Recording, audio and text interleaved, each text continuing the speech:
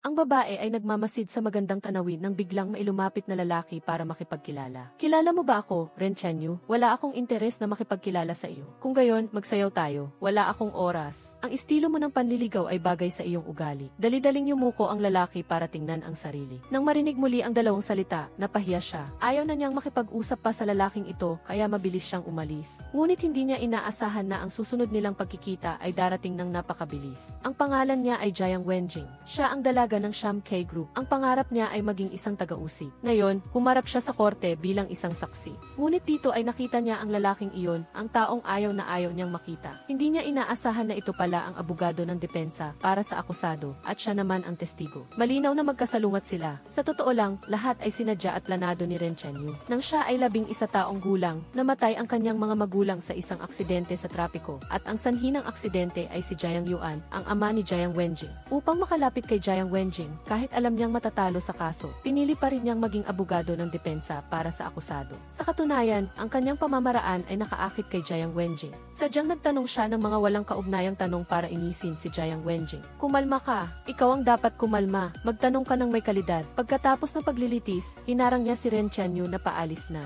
Hinahanap mo ba ako, Jiang Wenjing? Dapat siyang humingi ng tawad sa mga sinabi niya sa paglilitis. Patawad, mali ako. Kung hindi ka maganda, hindi ako hihingi ng tawad sa iyo. Ilang maikling pangungusap ang nagpukaw ng galit ni Jiang Wenjing. Nakita ni Renchenyo na naabot niya ang kanyang layunin, kaya tumalikod siya at umalis. Ang kanilang relasyon ay nagsimula sa sandaling ito. Ngayon ang araw ng interview ni Jiang Wenjing para sa posisyon ng taga-usig. Gamit ang kanyang napakagaling na memorya, nakuha niya ang pagkilala ng taga-usig. Subalit, hindi siya binigyan ng mataas na marka ni Inchuan dahil kahapon, bilang isang testigo, madali siyang napukaw ng abogado ng depensa. Kaya naman, naniniwala si Inchuan na sa ganoong pagkatao, hindi siya angkop upang maging isang tunay na taga-usig. Nabigo sa interview, pumunta siya sa bar kasama ang kanyang matalik na kaibigan upang magpalipas ng sama ng loob. Sinisisi niya lahat kay Renchenyo. Kung hindi dahil sa kanyang pang-iinis sa kanya sa paglilitis, paano siya babagsak sa interview sa kanyang kakayahan? Hindi niya inaasahan na sa sandaling ito, si Renchenyo ay nasa katabing silid, pinagmamasdan ang bawat galaw niya. Ipinag-utos din niya sa kanyang katulong na imbestigahan ang impormasyon tungkol sa pamilya ni Jiang Wenjing. Maaari ba niyang lapitan si Jiang Yuan sa pamamagitan niya? Siya ang kaisa-isang anak ni Jiang Yuan, ang pinakamabilis na paraan para lapitan siya. Bukod pa rito, halos matumba si Jiang Wenjing dahil sa kalasingan at sinuportahan siya ni Renchenyo. Malabo niyang itinaas ang kanyang ulo, nakita niya ang lalaking pinakaayaw niya. Bakit ka nandito? Tinatanong ko sa iyo. Sa sandaling ito, tinawagan na ng kanyang matalik na kaibigan ang sasakyan. Naglalakad silang dalawa na may payong. Hindi ko kailangan. Nakatayo si Renchenyo sa bar at tiningnan ang kanyang kaibigan na inaalalayan siya ng palikuliko papunta sa sasakyan. Hindi ka ba natatakot? Talagang gusto mo siya, di ba? Siyempre, kailangan kong magkunwari na gusto ko siya. Kung hindi, paano ko malalapitan si Jiang Yuan? Nagising si Jiang Wenjing mula sa pagkalasing at nakita na biglang may dagdag na payong sa kanyang silid. Kinuha niya ito at tinanong ang kanyang ama. Sabi niya, iyan ang payong na dinala mo kagabi at mahal na mahal mo pa at niyakap mo pa habang natutulog. Ganoon ba kaimportante sa iyo ang payong na ito? Hindi pinaniwalaan ni Jiang Wenjing ang sinabi ng kanyang ama, kaya kinuhanan niya ng litrato ang payong at ipinadala kay Yao Zhen, ang kanyang matalik na kaibigan. Sa pamamagitan ng paalala ng kanyang kaibigan, naalala niya ang nangyari kagabi. Bakit ako sinilungan ni Renchenyo ng payong? Ano ang ibig niyang sabihin? Habang nag-iisip, nakatanggap siya ng tawag mula kay Yao Zhen na nag-aanyaya sa kanya na mag-shopping. Hindi niya inaasahan na pagdating sa mall, nakatanggap siya ng tawag na nagsasabing nakapasa siya sa entrance exam. Tuwang-tuwa si Jiang Wenjing. Sa wakas, naging taga-usig din siya. Sa kanyang unang araw sa trabaho, excited siyang mag-report, ngunit hindi niya inaasahan na siya ay ilalagay sa ilalim ng malamig na si Inchuan. Kasama niya ang isa pang bagong kasamahan na nagngangalang Yanlu. Sa panahon ng kanilang internship, silang dalawa ay kailangang magtrabaho sa ilalim ng direksyon ni Inchuan. Sa unang araw ng trabaho, binigyan sila ni Pan Xiaoli ng isang ulat ng autopsy at hiniling sa kanilang dalawa na suriin itong mabuti upang makita kung ilang saksak ang natamo ng bawat biktima. Maya-maya, darating si Inchuan upang suriin. Ngunit ayaw ni Jiang Wenjing na tingnan ito dahil natatakot siyang mamayani ito sa kanyang isipan. Kaya naman, voluntaryong tumulong si Yanlu, 16 na saksak. Hindi niya inaasahan na maririnig ang mga salitang ito ni Inchuan na nakatayo sa labas ng pinto. Hiniling niya kay Jiang Wenjing na ulitin kung saan ang 16 na nasaksak. 16 na saksak, hindi ko matandaan ng eksakto kung nasaan ang mga posisyon. Hindi mo matandaan o hindi mo man lang tiningnan? Pinangaralan sila ni Inchuan. Kung hindi mo magawa ang mga bagay na ito, anong uri ng taga-usig ka? Habang pauwi, nakaramdam siya ng matinding pagkabalisa nang bigla siyang hold upin ng dalawang lalaking nakamotorsiklo. Sa sandaling iyon, Mabilis na humarurot si Ren Chenyu at hinabol sila. Sa proseso ng pagtulong sa kanya na mabawi ang kanyang bag, nasugatan pa siya ng dalawang magnanakaw. Nang dumating si Jiang Wenjing, nakita niyang dumudugo ang kanyang kamay, kaya dali-dali niyang kinuha ang bag. Bayani, hindi ba dapat dalhin mo ang bayani sa ospital? Takot na takot si Jiang Wenjing. Kumuha siya ng plastic bag mula sa kanyang bag at ipinasuot ito sa kamay ng lalaki. Hindi maintindihan ni Ren Chenyu kung ano ang ibig niyang sabihin. Nang magtanong siya, nalaman niyang natatakot siyang dumaloy ang dugo sa sahig. Sa ospital, hawak ng doktor ang plastic bag at nagtanong, ideya ba ito ng ne? Binalutan ng plastic bag, plano ninyong balutin at gamitin ulit? Isang ang dalaga na walang alam. Habang nag-iiv silang dalawa sa ospital, nahihiyang nagpasalamat si Jiang Wenjing sa kanya. Anong silbi ng pasasalamat? Dapat mong bayaran ang gastos ng gamot na ito. Siyempre, ngunit naramdaman ni Jiang Wenjing na kakaiba ang taong ito, kaya nais niyang magtanong ng ilang katanungan. Napakataas ng aking bayad sa pagkonsulta, $14 bawat tanong. Kung gayon, hindi ako magtatanong. 5310 para madaling magpadala ng pera. Sa ganoong paraan, madaling nakuha ni Ren Chenyu ang numero ng telepono ni Jiang Wenjing. 2 tanong pa lang ang naitatanong ni Jiang Wenjing nang makatanggap siya ng tawag mula sa kanyang ama. Dali-dali siyang umuwi at nalaman niyang alam na pala ng kanyang ina na naging taga-usig siya. Gusto ng kanyang ina na manahin niya ang negosyo ng pamilya at ayaw siyang maging taga-usig. Sinabihan siyang mag-resign bukas. Ngunit ang pagiging taga-usig ay pangarap ni Jiang Wenjing mula pagkabata. Nahirapan siyang makapasa sa interview. Paano niya madaling susukuan ang trabahong ito? Wala pa akong nakaharap na magnanakaw. Iniisip ko lang na kapag naisaulo ko ang ilang batas, kaya ko nang ipagtanggol ang katarungan para sa iba. Nakaharap ka na. Kahit hindi mo pa nakaharap, hindi ibig sabihin na hindi ka makakatulong sa iba na ipagtanggol ang katarungan. Kaya, nagkaroon ng malaking pagtatalo ang mag-ina. Sinabihan siya ng kanyang ina na lumipat sa bahay. Magaling ka na. Kung ganoon, umalis ka sa bahay na ito. Upang patunayan na tama ang kanyang pinili, galit na nag-impake si Jiang Wenjing. Hindi pa siya nakakaalis ng bahay, nakatanggap na siya ng text message mula kay Ren Chenyu. Miss Jiang, pakibayad po ang consulting fee. Sa ngayon, hindi na nga niya kayang suportahan ang kanyang sarili. Saan siya kukuha ng pera para bayaran ang consulting fee niya? Dahil wala siyang mapuntahan, kinailangan niyang manirahan pansamantala sa bahay ng kanyang matalik na kaibigan. Pagdating pa lang niya sa bahay ng kanyang kaibigan at hindi pa nga siya nakaupo ng maayos, nakatanggap na naman siya ng text message mula kay Ren Chenyu. Ipadala mo na ang pera, $10. Hindi ko sinabing hindi ko babayaran, sa susunod ko na babayaran. May susunod pa, nang makita ito ng kanyang matalik na kaibigan, sinabi niya, $10 lang naman, ibigay mo na sa kanya. Ngunit matigas na tumanggi si Jiang Wenjing. Kailangan pa niyang magtabi ng pera para sa upa sa bahay. Iniling niya sa kanyang matalik na kaibigan na tulungan siyang makahanap ng maupahan. Mabilis na nalaman ni Ren Chenyu ang balita na umalis siya sa bahay at naghahanap ng bahay. Nagkataon naman na mayroon siyang bakanting apartment. Kaya naman, sinabihan niya ang kanyang katulong na humanap ng paraan para paupahan sa kanya ang apartment na iyon. Nang malaman ni Jiang Wenjing na si Ren Chenyu ang may-ari, agad niya itong ipinagbigay alam sa kanyang matalik na kaibigan. Naramdaman ng kanyang kaibigan na masyadong nagkataon ang lahat. Hindi kaya matagal na niyang alam na ikaw ang dalaga ng Shanghai, kaya sinadya niyang lapitan ka. Kung magpakasal ka sa kanya, hindi mo na kailangang magsikap ng 25 taon. Ngunit hindi naniwala si Jiang Wenjing. Sa tingin niya, ito ay tadhana nilang dalawa. Mula nang tulungan ni Ren Chenyu siyang bawiin ang kanyang bag, nagbago ang pananaw niya sa kanya, hindi na niya ito kinainisan tulad ng dati. Nang araw na iyon, pagkatapos ng trabaho, nakita niya ang isang matandang babae na sabik na bumisita sa kanyang anak na lalaki. Hindi siya pinayagan ng staff na makapasok dahil wala siyang karapatang bumisita sa buwang iyon. Pagkatapos tumawag ni Jiang Wenjing, nalaman niya na nakipag-away ang anak ng babae sa kanyang kasamahan sa bilangguan noong nakaraang buwan, kaya pinarusahan siya at hindi pinapayagang bisitahin. Ngunit hindi naiintindihan ng matandang babae ang mga ito. Pinilit niyang magreklamo kay Jiang Wenjing, sinabihan siyang binubuli ang mga matatanda. Ay dedemanda kita, ay demanda ko ang korte. Pagkasabi nito, nawala ng malay ang matandang babae. Walang magawa si Jiang Wenjing kundi dalhin siya sa ospital. Hindi niya inaasahan na makikita niya si Ren Chenyu doon. Lumabas na siya pala ang abogado na inupahan ng matandang babae. Kahit maliit na kaso tinatanggap mo, naghihirap ka ba ng sobra kaya kahit magkasakit ay nagtatrabaho ka pa rin? Pinauwi na ni Ren Chenyu si Jiang Wenjing para hindi magalit ang matandang babae kapag nakita siya. Bago umalis, sinabi ni Jiang Wenjing sa kanya, kapag nagising siya, dapat mong sabihin agad sa akin. Tinanggap ni Ren Chenyu ang maliit na kasong ito, hindi dahil sa kakulangan ng pera para sa kanyang pagpapagamot tulad ng sinabi niya, kundi dahil ang kaso ng matandang babae ay may kaugnayan sa kanyang mga magulang noon. Kaya tinanggap niya ang kasong ito ng walang bayad. Sinong abogado? Imbestigahin mo ang taong ito na nagngangalang Sang Yuxin. Nang gabing iyon, kumatok na naman siya sa pinto ni Jiang Wenjing. Mag-date tayo. Nagulat si Jiang Wenjing sa narinig. Nalaman niyang mayroong charity auction bukas. Gusto ni Ren Chenyu na si Jiang Wenjing ang maging kadate niya. Matigas na tumanggi si Jiang Wenjing, ngunit hinarangan ni Ren Chenyu ang pinto at hindi siya pinayagan isara ito. Sa huli, napilitan si Jiang Wenjing na pumayag, ngunit sinabi naman niya na bukas ay abala siya at walang oras para sunduin siya. siya. Sinabihan si Jiang Wenjing na siya na lang ang pumunta sa venue. Nagalit si Jiang Wenjing. Sa auction, mag-isa lang siyang dumating. Pagdating niya, nakasalubong niya ang kanyang matalik na kaibigan na si Yao Zhen. Lumabas na ito pala ang auction na inorganisa ng kanilang pamilya. Nang makita niya si Ren Chenyu na papalapit, dali-dali niyang hinila ang kanyang kaibigan sa isang tabi. Nang akmang dadaan si Ren Chenyu, hinarang siya ng direktor.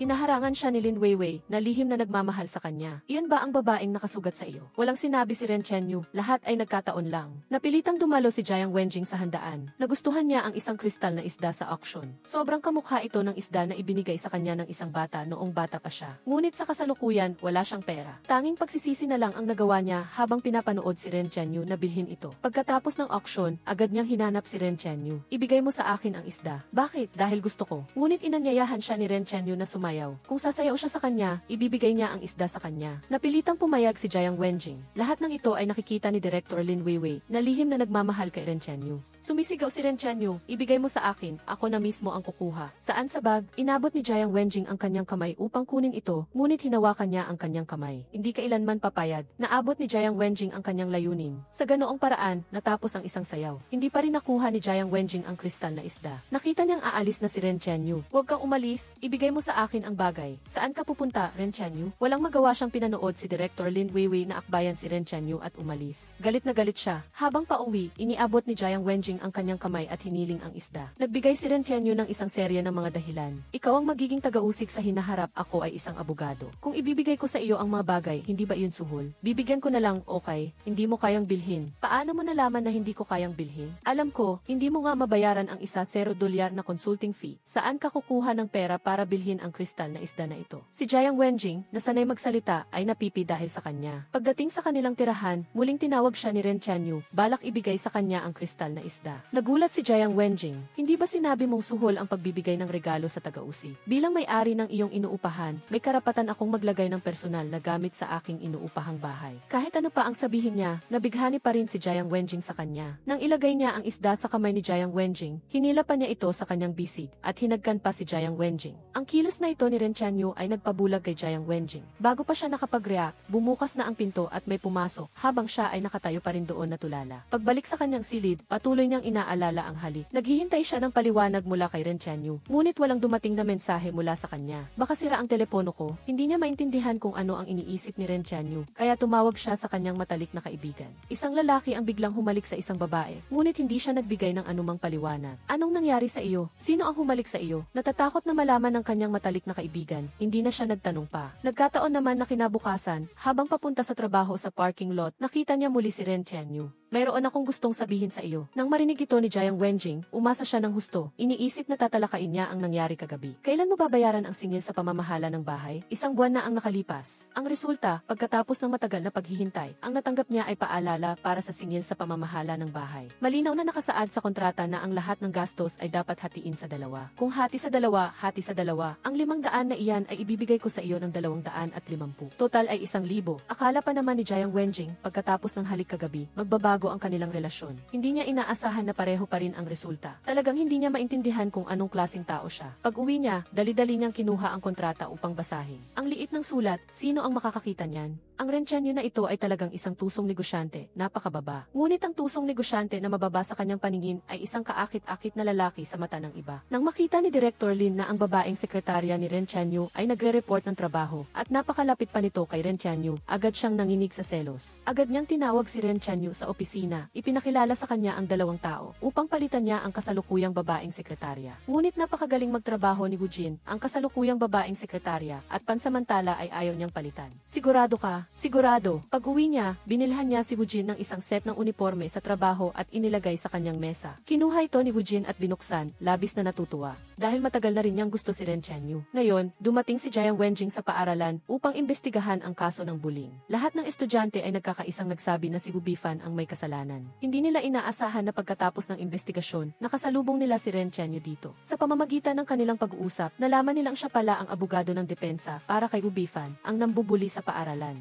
Sobrang nagalit si Jiang Wenjing. Alam mo bang dahil sa kanya, isang 16 na taong gulang na bata ang tumalon mula sa gusali. Ikaw ang uri ng abogado na masama na gagawin ang lahat para sa pera. Sa harap ng kanyang pamimintas, hindi lamang hindi nagalit si Ren Tianyu, kundi gusto pa niyang hawakan ang kanyang buhok. Huwag mo akong hawakan. Aray ko, ang sakit. Huwag kang magkunwari. Pinayuhan siya ni Ren Tianyu na bumitiw sa kasong ito. Galit na galit siya at ayaw nang makipag-usap pa sa taong tulad niya. Ngunit tinawag siya ni Ren Tianyu at sinabing ang isang taong madaling matrigger na tulad niya ay hindi angkop maging taga-usi. Mas mabuting umuwi at maging isang dalaga. Dahil dito, labis na nagalit si Jiang Wenjing at malakas na inihagis ang kanyang briefcase sa kotse niya pagkatapos ay umalis ng galit. Ngunit gusto ni Ren Tianyu na makita siyang ganoon kagalit. Pag-uwi niya, napanaginipan ni Jiang Wenjing ang eksena kung saan tumalon si Wang Zhaoyuan mula sa gusali. Nagising siyang takot na takot pagkatapos ay kumatok sa pinto ni Ren Tianyu. Napakabalisa ko. Pumasok ka. Pagkapasok niya, tinatanong ni Ren Tianyu kung bakit siya balisa. Ikinuwento ni Jiang Wenjing ang kanyang panaginip. Hindi mo kasalanan na namatay si Wang Zhaoyuan. Sa totoo lang, bago siya umalis, tinawagan ka niya. Noong panahong iyon, naramdaman mo rin na may kakaiba sa batang ito. Ngunit hindi mo siya napayuhan agad. Kaya ngayon, labis na sinisisi ni Jiang Wenjing ang sarili. Para aliwin siya, ikinuwento ni Ren Tianyu kay Jiang Wenjing ang tungkol sa kanyang pagkabata. Noong ika-negatibo 11 kaarawan ko, pinilit kong ilabas ako ng nanay ko para kumain sa labas. Dahil sa masamang panahon, ayaw sumama ng tatay ko, pero pinilit ko pa rin pumunta. Hindi ko inaasahan na makakabangga kami sa daan. Kung hindi siya nagpumilit na umalis noon, hindi mamamatay ang kanyang mga magulang. Hindi mo kasalanan ito, aksidente ito. Ito rin ang gusto kong sabihin sa iyo. Kaya't nag-alo ang dalawa. Pinakinggan pa ni Ren Tianyu si Jiang Wenjing ang tugtog na tinugtog niya noong una silang nagkakilala. Lalo pang naging interesado si Jiang Wenjing sa kanya. Pakiramdam niya minsan ay napakakulit niya, ngunit minsan naman ay napakabuti. Paano kung lokohin kita? Imposible, wala naman tayong sama ng loob sa isa't isa. Habang nag-uusap silang dalawa, nakatulog si Jiang Wenjing. Pagkagising niya, wala na si Ren Tianyu, ngunit nakita niya ang kastilyo na hindi pa tapos sa bintana niya. Dahil binigyan mo ako ng mahimbing na tulog, tutulungan kitang tapusin ito. Sa simula, gusto niyang tulungan si Ren Tianyu na tapusin ito, ngunit dahil sa kanyang kapalpakan, naitumba niya ang lahat ng naipatayo na. Mabuti na lang at wala si Ren Tianyu doon. Dali-dali siyang umuwi, hindi nagtagal ay dumating si Ren Tianyu. Hindi alintana kung pumayag si Jiang Wenjing o hindi, diretsong pumasok siya sa silid at nagtanong, ano ang nangyari sa kastilyo ko? Anong nangyari? Gumuho na, baka dahil sa hangin. Hindi ko naman binuksan ang bintana. Nang makitang nabunyag na ang katotohanan, napilitang umamin si Jiang Wenjing. Ngunit matigas pa ring idinagdag, laro ang kahoy lang naman iyan, ganyan na baka laki ang problema. Hindi iyan laruan, iyan ay isang kastilyo. Akmang sasagot pa lang si Jiang Wenjing.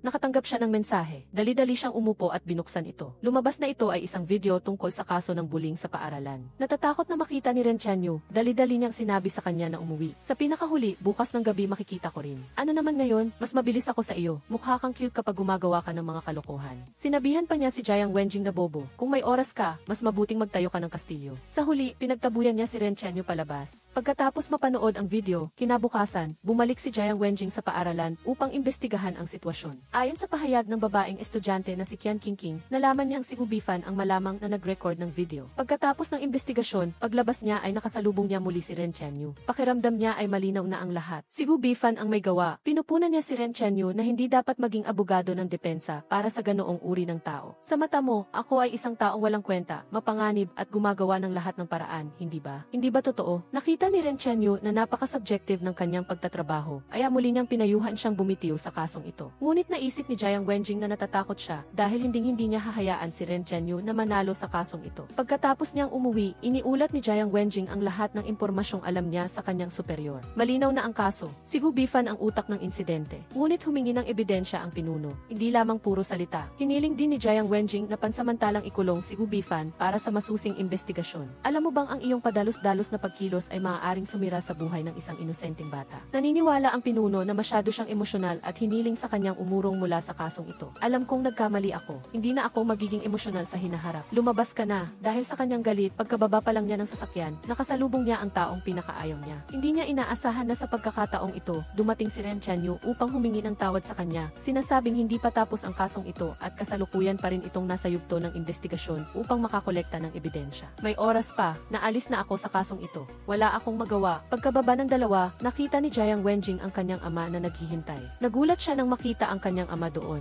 Dali-dali niyang ipinakilala ang dalawa sa isa't isa. Ang dahilan kung bakit nilapitan ni Ren Tianyu si Jiang Wenjing ay dahil sa kanyang ama, si Jiang Yuan. Walang alam ang mag-ama tungkol dito. Inimbitahan pa siya ng kanyang ama na kumain sa kanilang bahay. Hindi na kailangan, Papa. Salamat, Tito. Isang magandang pagkakataon upang makalapit kay Jiang Yuan. Paano ba naman palalampasin ni Ren Tianyu? Sa hapagkainan, sinadya niyang banggitin na sinabi noon ng kanyang ama na may dalawang pamantayan ang isang matagumpay na lalaki. Una, ang kanyang karera. Pangalawa, ang kanyang pamilya. Ang tiyo ay naging matagumpay sa parehong larangan. Paano niya nagawa iyon? Ngunit sinabi ng tatay ni Jiang Wenjing na wala na siyang gusto ngayon, kundi ang masayang pamumuhay ng kanilang tatlong miyembro ng pamilya. Sa tuwing sinasabi niya iyon, lalo lang tumitindi ang galit sa puso ni Ren Tianyu. Hindi na siya nasasarapan sa kinakain niyang kanin. Sa gabi, habang inaayos ni Jiang Wenjing ang kaso, may bigla ang nangyari na hindi niya maintindihan kaya gusto niyang magpatulong kay Ren Tianyu para pag-aralan ito. Kaya naman kumatok siya sa pinto ng kanyang silid. Bilisan mo at tulungan mo akong pag-aralan ito. Pero sa silid ni Ren Tianyu, nakita niya si Lin Weiwei na ikinagulat ni Jiang Wenjing.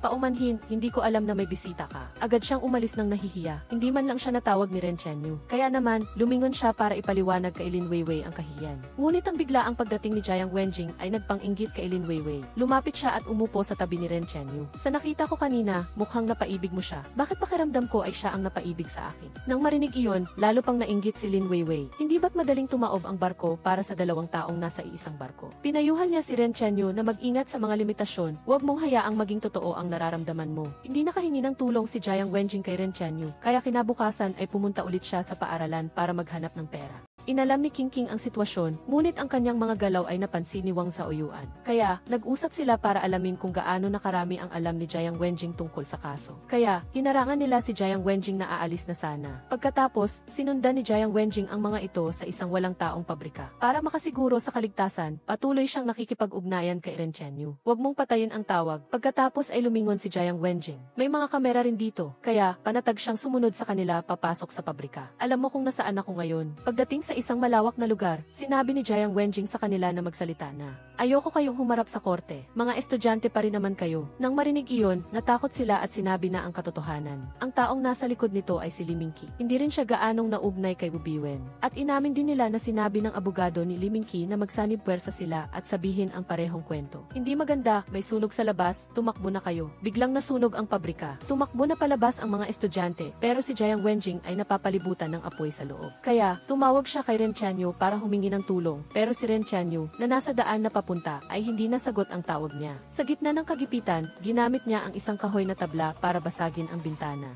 Pero walang silbi iyon, kaya tumawag ulit siya kay Yanlu. Nang matanggap ni Yanlu ang tawag, agad siyang tumakbo doon ng mabilis. Sa puntong ito, nawawala na ng malay si Jiang Wenjing dahil sa dami ng usok na nalanghap niya. Mabuti na lang at dumating si Ren Tianyu sa oras ng kagipitan. Hindi siya natakot sa peligro at pumasok sa loob. Nilagpasan niya ang apoy at iniligtas si Jiang Wenjing. Sa sandaling ito, dumating na si Yanlu at pinasakay agad sila sa kotse. Dinadalhan niya si Jiang Wenjing sa ospital sa pinakamabilis na paraan. Habang naghihintay na magising si Jiang Wenjing, nagpakilala ang dalawa sa isa't isa. Ren Tianyu. Nang makita niyang tinakpan ni Yanlu si Jiang Wenjing ng kumot, ang galing niyo naman. Medyo close na kami. Nagkikita kami araw-araw sa trabaho. Kami ring dalawa ay medyo close. Magkaharap kami, kaya araw-araw kaming nagkikita. Nang walang reaksyon si Yanlu, nagpatuloy siya sa pagsasabi, minsan, natulog pa siya sa bahay ko. Ang layunin niya ay malinaw. Mas close kami ni Jiang Wenjing kaysa sa iyo. Itinuring niya si Yanlu na karibal niya. Sa puntong ito, dumating ang kanyang assistant nang malaman ang nangyari. Pinagalitan niya ito, hindi pa nga lubos na gumagaling ang sugat mo noon. Paano kung may mangyari na naman? Walang dapat ikabahala sa sugat ko. Tiningnan ni Ren Tianyu ang ekspresyon ng dalawa at agad na ipinakilala kay Yanlu, ito ang assistant ko, si Zhu Jin. Sa katunayan, magkakilala na sila noon. Sa sandaling ito, sinabi ng nurse na kailangan nilang kumuha ng check-up slip. Ayaw nang manatili pa ni Zhu Jin doon kaya nagkusang loob siyang kumuha nito. Hindi napigilan ni Yanlu na tanungin si Ren Tianyu, ang galing niyo naman. Hindi ko alam kung anong ibig mong sabihin sa natulog sa bahay. Nang makita ang kanyang ekspresyon, napagtanto ni Ren Tianyu na mali ang kanyang pagkakaintindi. Sinabi niya, Zhu Jin, medyo close rin pala kayo. Hindi naman ganoon ka-close. Bakit parang nakakapagod kausapin ang dalawang ito? Pagkatapos makuha ni Zhu Jin ang check-up slip, ayaw na niyang makita si Yanlu kaya nagpatulong siya sa nurse at umuwi na. Nang makita na gabi na, sinabi ni Ren Tianyu kay Yanlu na umuwi na siya, sapat na ang nandito ako. Kinabukasan, nagising si Jiang Wenjing at nakita niya. Ren Tianyu, biglang sumigaw si Ren Tianyu habang mahimbing na natutulog. Muntikan na niyang takutin ang babae. Mayroon pa rin ganoon kalaking lakas. Ang galing ng paggaling mo. Bakit ako nandito? Napakatumpak ng tanong mo. Ibig sabihin, hindi pa nasisira ang ulo mo. Gusto pa rin ni Jiang Wenjing na pag-usapan ang kaso. Pero sinabihan siya ni Ren Tianyu na magpahinga na lang muna. Ang pangunahin mong trabaho ngayon ay magpagaling. Wala siyang magawa kundi sumunod. Pero buong gabi na siyang nakahiga, kaya hindi siya komportable. Kaya naman, itinaas ni Ren Tianyu ang kama para sa kanya. Biglang naging malapit ang distansya ng dalawa. May naiisip na naman si Jiang Wenjing. Hindi pa ako nagsisipilyo. Ayos lang, hindi ka pa nga naghihilamos, nagsusuklay at naliligo. Ang sinabi niya ay nagpangitikay. Si Jiang Wenjing ay galit na galit at gusto niyang paalisin si Ren Tianyu. Pagkatapos niyang magsalita, umalis na talaga si Ren Tianyu. Pero, agad na nakatanggap si Jiang Wenjing ng tawag. Gusto mo ng matamis na soy milk o hindi? Pagkatapos, bumalik si Ren Tianyu na may dalang soy milk. Nakita niya ang mga magulang ni Jiang Wenjing na nagtatanong tungkol sa numero ng silid ng kanyang anak. Hello, Tio. Ay, Ren. Nagkita rin tayo sa wakas. Ma, nang malaman ng nanay ni Jiang Wenjing na siya ang nagligtas sa kanyang buhay, nakita niyang matangkad at gwapo ang lalaki. Pagbalik sa silid, nang makitang ayos lang ang kanyang anak, agad siyang nagtanong tungkol sa relasyon nilang dalawa at pinilit si Jiang Wenjing na dalhin si Attorney Ren sa bahay sa weekend para kumain. Hindi naman ganoon, hindi kami magkarelasyon. Anong klaseng relasyon? Sabi lang ng nanay niya na iayain siyang kumain sa bahay bilang pasasalamat sa pagliligtas niya sa buhay niya. Dahil sa rason na iyon, napilitan si Jiang Wenjing na pumayag kaya panatag na umalis ang kanyang mga magulang. Pero dahil masyado siyang nabusog, gusto niyang maglakad-lakad sa baba. Nakasalubong niya si Ren Tianyu na pumunta para hanapin siya. Sinabi niya sa kanya na bukas ang hearing para sa kaso ng pambubuli. Sakto, bukas ka na rin lalabas ng ospital. Bakit hindi ka sumama sa akin para makinig? Sa panahon ng pagdinig, inilabas ni Qian Qingqing ang diary ni Wang Zhaoyuan noong nabubuhay pa siya. Napakalinaw na ng katotohanan. Si Li Mingqi ang utak sa likod ng kaso. At dahil na rin sa mga testimonya ng ibang mga estudyante, sa wakas ay umamin na rin si Li Mingqi. Ginawa niya ang lahat ng mag-isa. Inamin din niya na sinabi ni Attorney Son na magkapareho ang kanilang mga kwento. Araw-araw akong binubugbog ng tatay ko. Pumasok ako sa kulungan para hindi na niya ako mahawakan pang muli. Sa wakas, natapos na ang kaso. Pero sa kalooban ni Jiang Wenjing, nag-aalinlangan siya. Ang kalahati ng dahilan kung bakit nagawa ni Li Mingqi ang mga bagay na ito ay dahil hindi siya nabibigyan ng sapat na atensyon ng kanyang mga magulang. Bukod pa rito, araw-araw siyang sinisigawan at minamaliit na nagdulot ng pagbaluktot sa kanyang pag-iisip. Malaki ang naging epekto nito sa damdamin ni Jiang Wenjing. Nang makita siyang malungkot, dinala ni Ren Tianyu si Jiang Wenjing para mag-night breeze para mailabas niya ang mga problema niya. Sa huli, pumunta sila sa beach. Tinanong ni Jiang Wenjing, noong araw na iyon, bakit hindi mo sinagot ang tawag ko? Kung ang pinakamahalagang tao sa buhay mo ay nasa loob ng dagat ng apoy at papunta ka para iligtas siya, magkakaroon ka pa ba ng oras para sagutin ang tawag? Ito ay isang uri ng hindi direktang pag-amin ni Ren Tianyu. Pero, akala ni Jiang Wenjing ay nagpapalambing lang siya. Para patunayan ang kanyang nararamdaman para kay Jiang Wenjing, hindi niya napigilang halikan siya. Ito rin naman ang gusto ni Jiang Wenjing kaya hindi siya tumanggi. Tinukoy ng dalawa na magkasintahan na sila. Kinabukasan, pinuntahan niya si Yao Zhen para humingi ng payo kung dapat ba niyang dalhin si Ren Tianyu para opisyal na ipakilala sa kanyang mga magulang. Hindi ka sigurado kung papayag siya. Linawin mo muna sa kanya bago mo ituloy. Naisip niya na tama si Yao Zhen pero hindi niya masabi. Sa kasamaang palad, pumunta ang kanyang tatay sa trabaho niya. Wala na siyang magawa. Sa gabi, siya mismo ang nagluto ng 2 steak. Sa labas, mukhang pinasasalamatan niya si Ren Tianyu sa pag-aalaga sa kanya sa ospital. Pero may iba siyang intensyon. Sa weekend na ito, pwede ba tayong umuwi sa bahay para makilala mo ang mga magulang ko? Nang makita ang ekspresyon ni Ren Tianyu, agad siyang nagpaliwanag, gusto lang ng mga magulang ko na magpasalamat sa iyo sa pagliligtas mo sa akin, kaya inanyayahan ka nilang kumain sa bahay. Pero sa halip, madali lang pumayag si Ren Tianyu, kaya labis siyang natuwa. Hindi na malaya ng dalawa na marami na pala silang nainom na alak. Nang magising siya, umaga na. Nagmamadali siyang pumasok sa trabaho. Nang buksan niya ang pinto para lumabas, nakita siya ni Lin Weiwei. Nagselos si Lin Weiwei. Nang pumasok siya sa bahay, ang kanyang mga salita ay puno ng selos. Anong panlilin lang ang ginamit mo para paibigin ang panganay na anak ni Attorney Jiang? Bakit? Nandito ka ba para magmadali sa akin sa trabaho? Nang makita ni Lin Weiwei na gusto siyang paalisin ni Ren Tianyu, agad niyang sinabi ang layunin niya. Iniabot niya ang kanyang kamay at hinawakan ang braso ni Ren Tianyu at sinabing gusto niya ng isang piraso ng dumpling. Kung wala lang siyang silbi, matagal nang nilinaw ni Ren Chenyu ang kanilang relasyon. Mabilis na dumating ang weekend. Maaga pa lang, excited na ang kanyang mga magulang at sabik na naghihintay sa kanilang future son-in-law.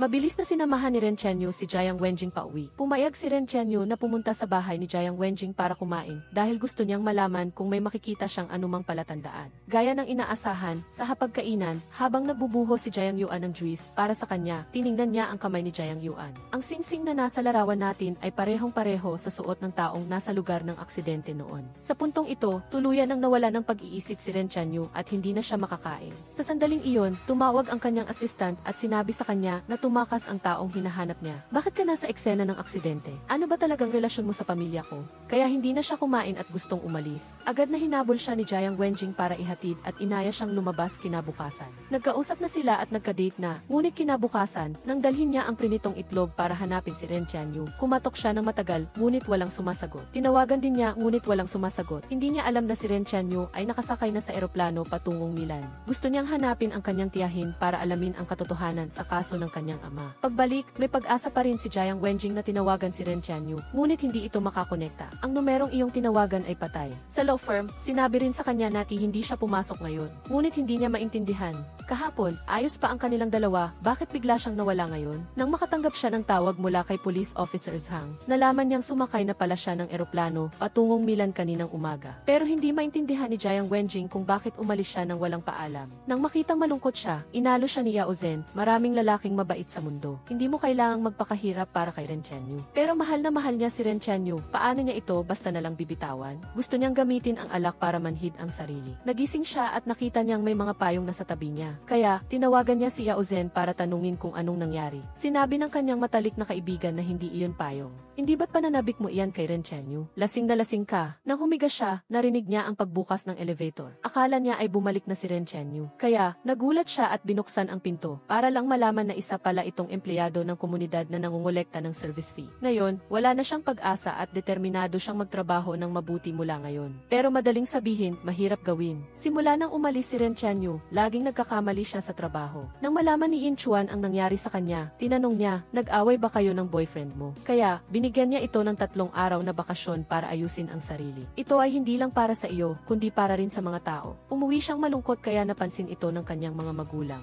Nalaman nilang mula noong gabing kumain si Ren Chenyu sa kanilang bahay, naglaho na ito. Nagalit ang nanay niya nang marinig iyon. Sa kondisyon ng pamilya Jiang natin, anong klaseng manugang ba ang hindi natin mahahanap? Tama ang sinabi mo, anak ng Jutai Group ang anak natin. Nakalinya na ang mga lalaking gustong pakasalan siya. Paano niya hahayaan ang batang iyon na pigilan siya? Pagkaraan ng 1 taon, nagkataong nag-dinner si Yao Zhen at Jiang Wenjing sa labas. Nakita niya si Yanlu na naglalaro ng basketball at agad siyang nagustuhan. Ginamit niya ang palusot na hahanapin si Jiang Wenjing para makapunta sa trabaho nito. Hi, bukas ang birthday ko. Inaanyayahan kita sa birthday party ko. Ngunit hindi si Yanlu ang dumating, kundi si Pan Xiaoli. Nasaan si Yanlu? Nasaan si Yanlu? Busy siya ngayon kaya hindi siya makakapunta. Nang makita ang desapointadong mukha ni Yao Zhen, agad na inilabas ni Pan Xiaoli ang handa niyang birthday gift. Hindi niya inaasahan na pagbukas niya, bulaklak ng krisantemo pala ang nasa loob. Nagalit si Yao Zhen. Sino ba namang magbibigay ng krisantemo sa birthday? Agad na lumapit si Pan Xiaoli para magpaliwanag. Hindi ko alam na may krisantemo sa loob ng kahon na ito. Iba ang binili kong regalo. Ito ay kasama lang sa set. Ang gusto kong ibigay ay iba pang regalo. Ito ay maingat kong pinili. Bagay na bagay ito sa isang maganda at matalinong babaeng tulad mo. Nang marinig niya ang sinabi nito, naging mas excited si Yao Zhen.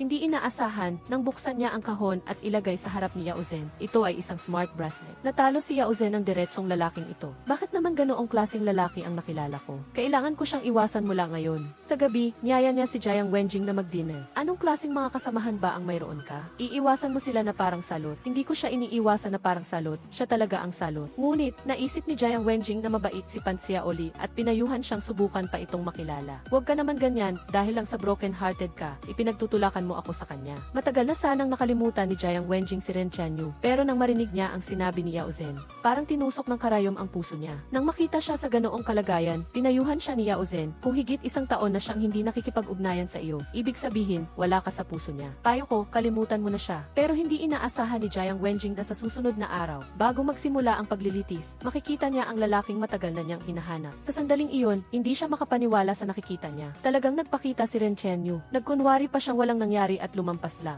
Pero sa loob ni Jiang Wenjing, nag-aalab ang damdamin niya. Mas lalo siyang nagulat nang malaman niya na si Ren Chenyu ay magiging abogado ng akusado. Muli silang magiging magkatunggali gali. Sa labas, nagkunwari si Ren Chenyu na wala siyang pakialam. Pero habang nakaharap si Jiang Wenjing, kinakabahan din siya. Nang matapos ang paglilitis, hinarangan niya si Jiang Wenjing na aalis na sana. Ayos ka lang ba? Umalis ka, nakaharang ka sa daan ko. Sa puntong ito, galit pa rin siya. Halata namang miss na miss niya ito, pero ngayon na nakita niya na siya sa wakas, malamig pa rin ang sinabi ni Jiang Wenjing. Sa puntong ito, lumapit ang assistant. Nagmamahalan naman kayong dalawa, bakit humantong kayo sa ganitong sitwasyon? Hindi ako. Kung normal na tao ka, makikita mo iyan. Kung ganoon, hahayaan mo ba siyang ayusin ito? Si Jiang Wenjing ay ganoon din, laging bumabalik sa isip niya ang nakaraan nilang dalawa. Kaya, pinuntahan niya si Yao Zhen at sinabi sa kanya na bumalik na si Ren Chenyu. Bumalik ang bastardong iyon? Ano ang sinabi niya sa iyo? Wala siyang sinabi. Nagalit si Yao Zhen nang marinig iyon. Nawala siya ng higit sa 1 taon at bumalik ng walang paliwanag. Tinawag niya si Jiang Wenjing at sinabi na kailangan niyang alamin ang dahilan. Naghintay ka sa kanya ng higit sa 1 taon at sa wakas ay nagkita kayo. Kailangan ninyong pag-usapan ito ng malinaw, tama? Kaya, naglakas loob si Jiang Wenjing na pumunta sa pinagtatrabahuhan ni Ren Chenyu. Nagulat si Ren Chenyu nang makita siya dahil nahulaan din niya ang layunin ng pagpunta ni Jiang Wenjing. Ngunit sinadya niya pa ring itanong kung ano ang kailangan niya sa kanya. 1 taon na ang nakalipas, nakalimutan mo na ba? Hindi inaasahan ni Jiang Wenjing na sasabihin niya iyon. Paano naman makakalimutan ang nangyari sa inyong dalawa? Hindi binigyan ni Ren Chenyu si Jiang Wenjing ng anumang maling pag-asa dahil hindi niya inaasahan na mahuhulog siya sa kanya na sa una ay gusto niya lang gamitin. Ayaw niyang masaktan si Jiang Wenjing sa kanyang plano ng paghihiganti kaya sinabi niya ang mga malupit na salita na iyon. Umalis ako ng biglaan noon at nakalimutan kong magpaalam sa iyo. Paumanhin. Sapat na ba ang paumanhin na iyon? Hindi sapat. Hindi sapat ang paumanhin? Anong paumanhin ba ito? Masyado kang pabaya. Pero hindi alam ni Jiang Wenjing na sinabi ni Ren Chenyu na nag-charge siya bawat minuto. Ang tagal ko nang nakatayo dito nakikinig sa iyo, kaya hindi ito pabaya. Pero ayaw ni Jiang Wenjing na umalis siya dahil marami pa siyang tanong. Ano ba talaga tayo? Wala akong anumang ipinangako sa iyo. Isang halik lang iyon, masyado mo lang iniisip. Nang marinig niya ang mga salitang iyon, nanlamig ang puso ni Jiang Wenjing at nawalan na siya ng pag-asa. Nang makita siyang umalis, nasaktan ang puso ni Ren Chenyu. Kaya, kinansela niya ang lahat ng kanyang hapon na mga plano at nagmaneho ng mag-isa para mag-relax. Sa kanyang isipan, hindi niya makalimutan ang bawat sandali na magkasama sila. Sa totoo lang, ayaw niyang gawin iyon. Natatakot siya na ang kanyang pagmamahal ay makakasakit kay Jiang Wenjing. Ngunit hindi niya inaasahan na habang naghihintay siya sa stoplight, binasag ng isang puting kotse ang kotse niya at umalis ng mayabang. Nawalan siya ng malay sa kalsada. Nang makita ni Jiang Wenjing si Ren Chenyu na nakahiga sa kama ng ospital, labis siyang naawa. Ngunit naaalala niya ang mga masakit na salitang sinabi niya kahapon. Pinapaalalahanan niya ang sarili na maging kalmado. Nasa ospital na siya, ayos na iyon. Wala na siyang relasyon sa akin. Habang naghahanda siya na tingnan si Ren Chenyu, nakatanggap siya ng tawag mula kay police officers Hang. Nalaman nilang Zongying ang pangalan ng babaeng bumangga kay Ren Chenyu. Siya rin ang akusado sa kaso ni Ren Chenyu noon. Dahil kay Ren Chenyu, hindi niya nakuha ang karapatan sa kustodya ng kanyang anak. Kaya, may galit siya sa kanyang puso. Ito ang dahilan kung bakit niya ginawa iyon. Nang matapos si Jiang Wenjing sa trabaho at gustong sabihin kay Ren Chenyu ang tungkol dito, nalaman niyang nakalabas na siya ng ospital. Gusto niyang mag-text pero hindi niya pa ito naipadala. Sana hindi kita natakot kahapon. Ayos na ako at nakalabas na ng ospital. Alam kong nag-aalala ka sa akin. Sa totoo lang, alam na ni Ren Chenyu na si Zongying ang gumawa nito. At sinabi pa sa kanya ng kanyang assistant na tumalon sa ilog si Zongying kasama ang kanyang anak. Naisip niya na ang nangyari ay hindi niya pananagutan. Ang kanyang paghihiganti ay muntik nang pumatay sa mag-ina, kaya nakaramdam siya ng matinding pagsisisi. Naisip niya na nakasakit siya ng mga inosenteng buhay. Kaya, uminom siya ng maraming alak sa bar. Sa gitna ng ulan, hindi niya namalaya na nakapunta na siya sa harap ng bahay ni Jiang Wenjing. Sa sandaling ito, lumapit si Jiang Wenjing na may dalang payong. Marami siyang gustong sabihin pero hindi niya alam kung paano sisimulan. Sa huli, ibinigay ni Jiang Wenjing ang payong sa kanya at tumakbo pa uwi. Wenjing, pero, nararamdaman ni Jiang Wenjing na hindi na kailangang mag-ugnayan pa silang muli. Napakalinaw na ang sinabi niya noong araw na iyon. Ngunit, nang umuwi si Ren Chenyu at makita ang payong, nalungkot siya. Mag-isa siyang uminom hanggang sa malasing at hindi na niya napigilan ang kanyang pananabik kay Jiang Wenjing. Hindi niya napigilan na mag-text sa kanya. Sa sandaling ito, kasama ni Jiang Wenjing si Yukain na kumakain. Nang marinig niya ang tunog ng bell, binuksan niya ito. Kailangan ko nang bayaran ang upa ngayon. Nang makita iyon, agad na nagpadala ng pera si Jiang Wenjing. Sinabi ni Ren Chenyu na kailangan niyang gawing muli ang kontrata. Humingi si Jiang Wenjing ng electronic file at sinabing, ipadadala ko ito sa iyo pagkatapos kong pirmahan. Para makasigurado, kailan tayo pwedeng mag-sign sa personal. Ngayon, pagkatapos ng kalahating oras, pumunta ka sa hotel ko. Nag-text sa kanya ang may-ari ng bahay na pumunta siya sa hotel para pirmahan ang kontrata. Ngunit pagpasok niya sa silid, tumawag siya ng paulit-ulit pero walang sumasagot. Habang nagtataka siya, may biglang yumakap sa kanya mula sa likod. Nagulat siya, huwag kang matakot, ako ito. Gusto niyang sabihin kay Ren Chenyu na bitawan siya, pero mahigpit niya itong niyakap. Bitawan mo ako. Ayokong bitawan ka.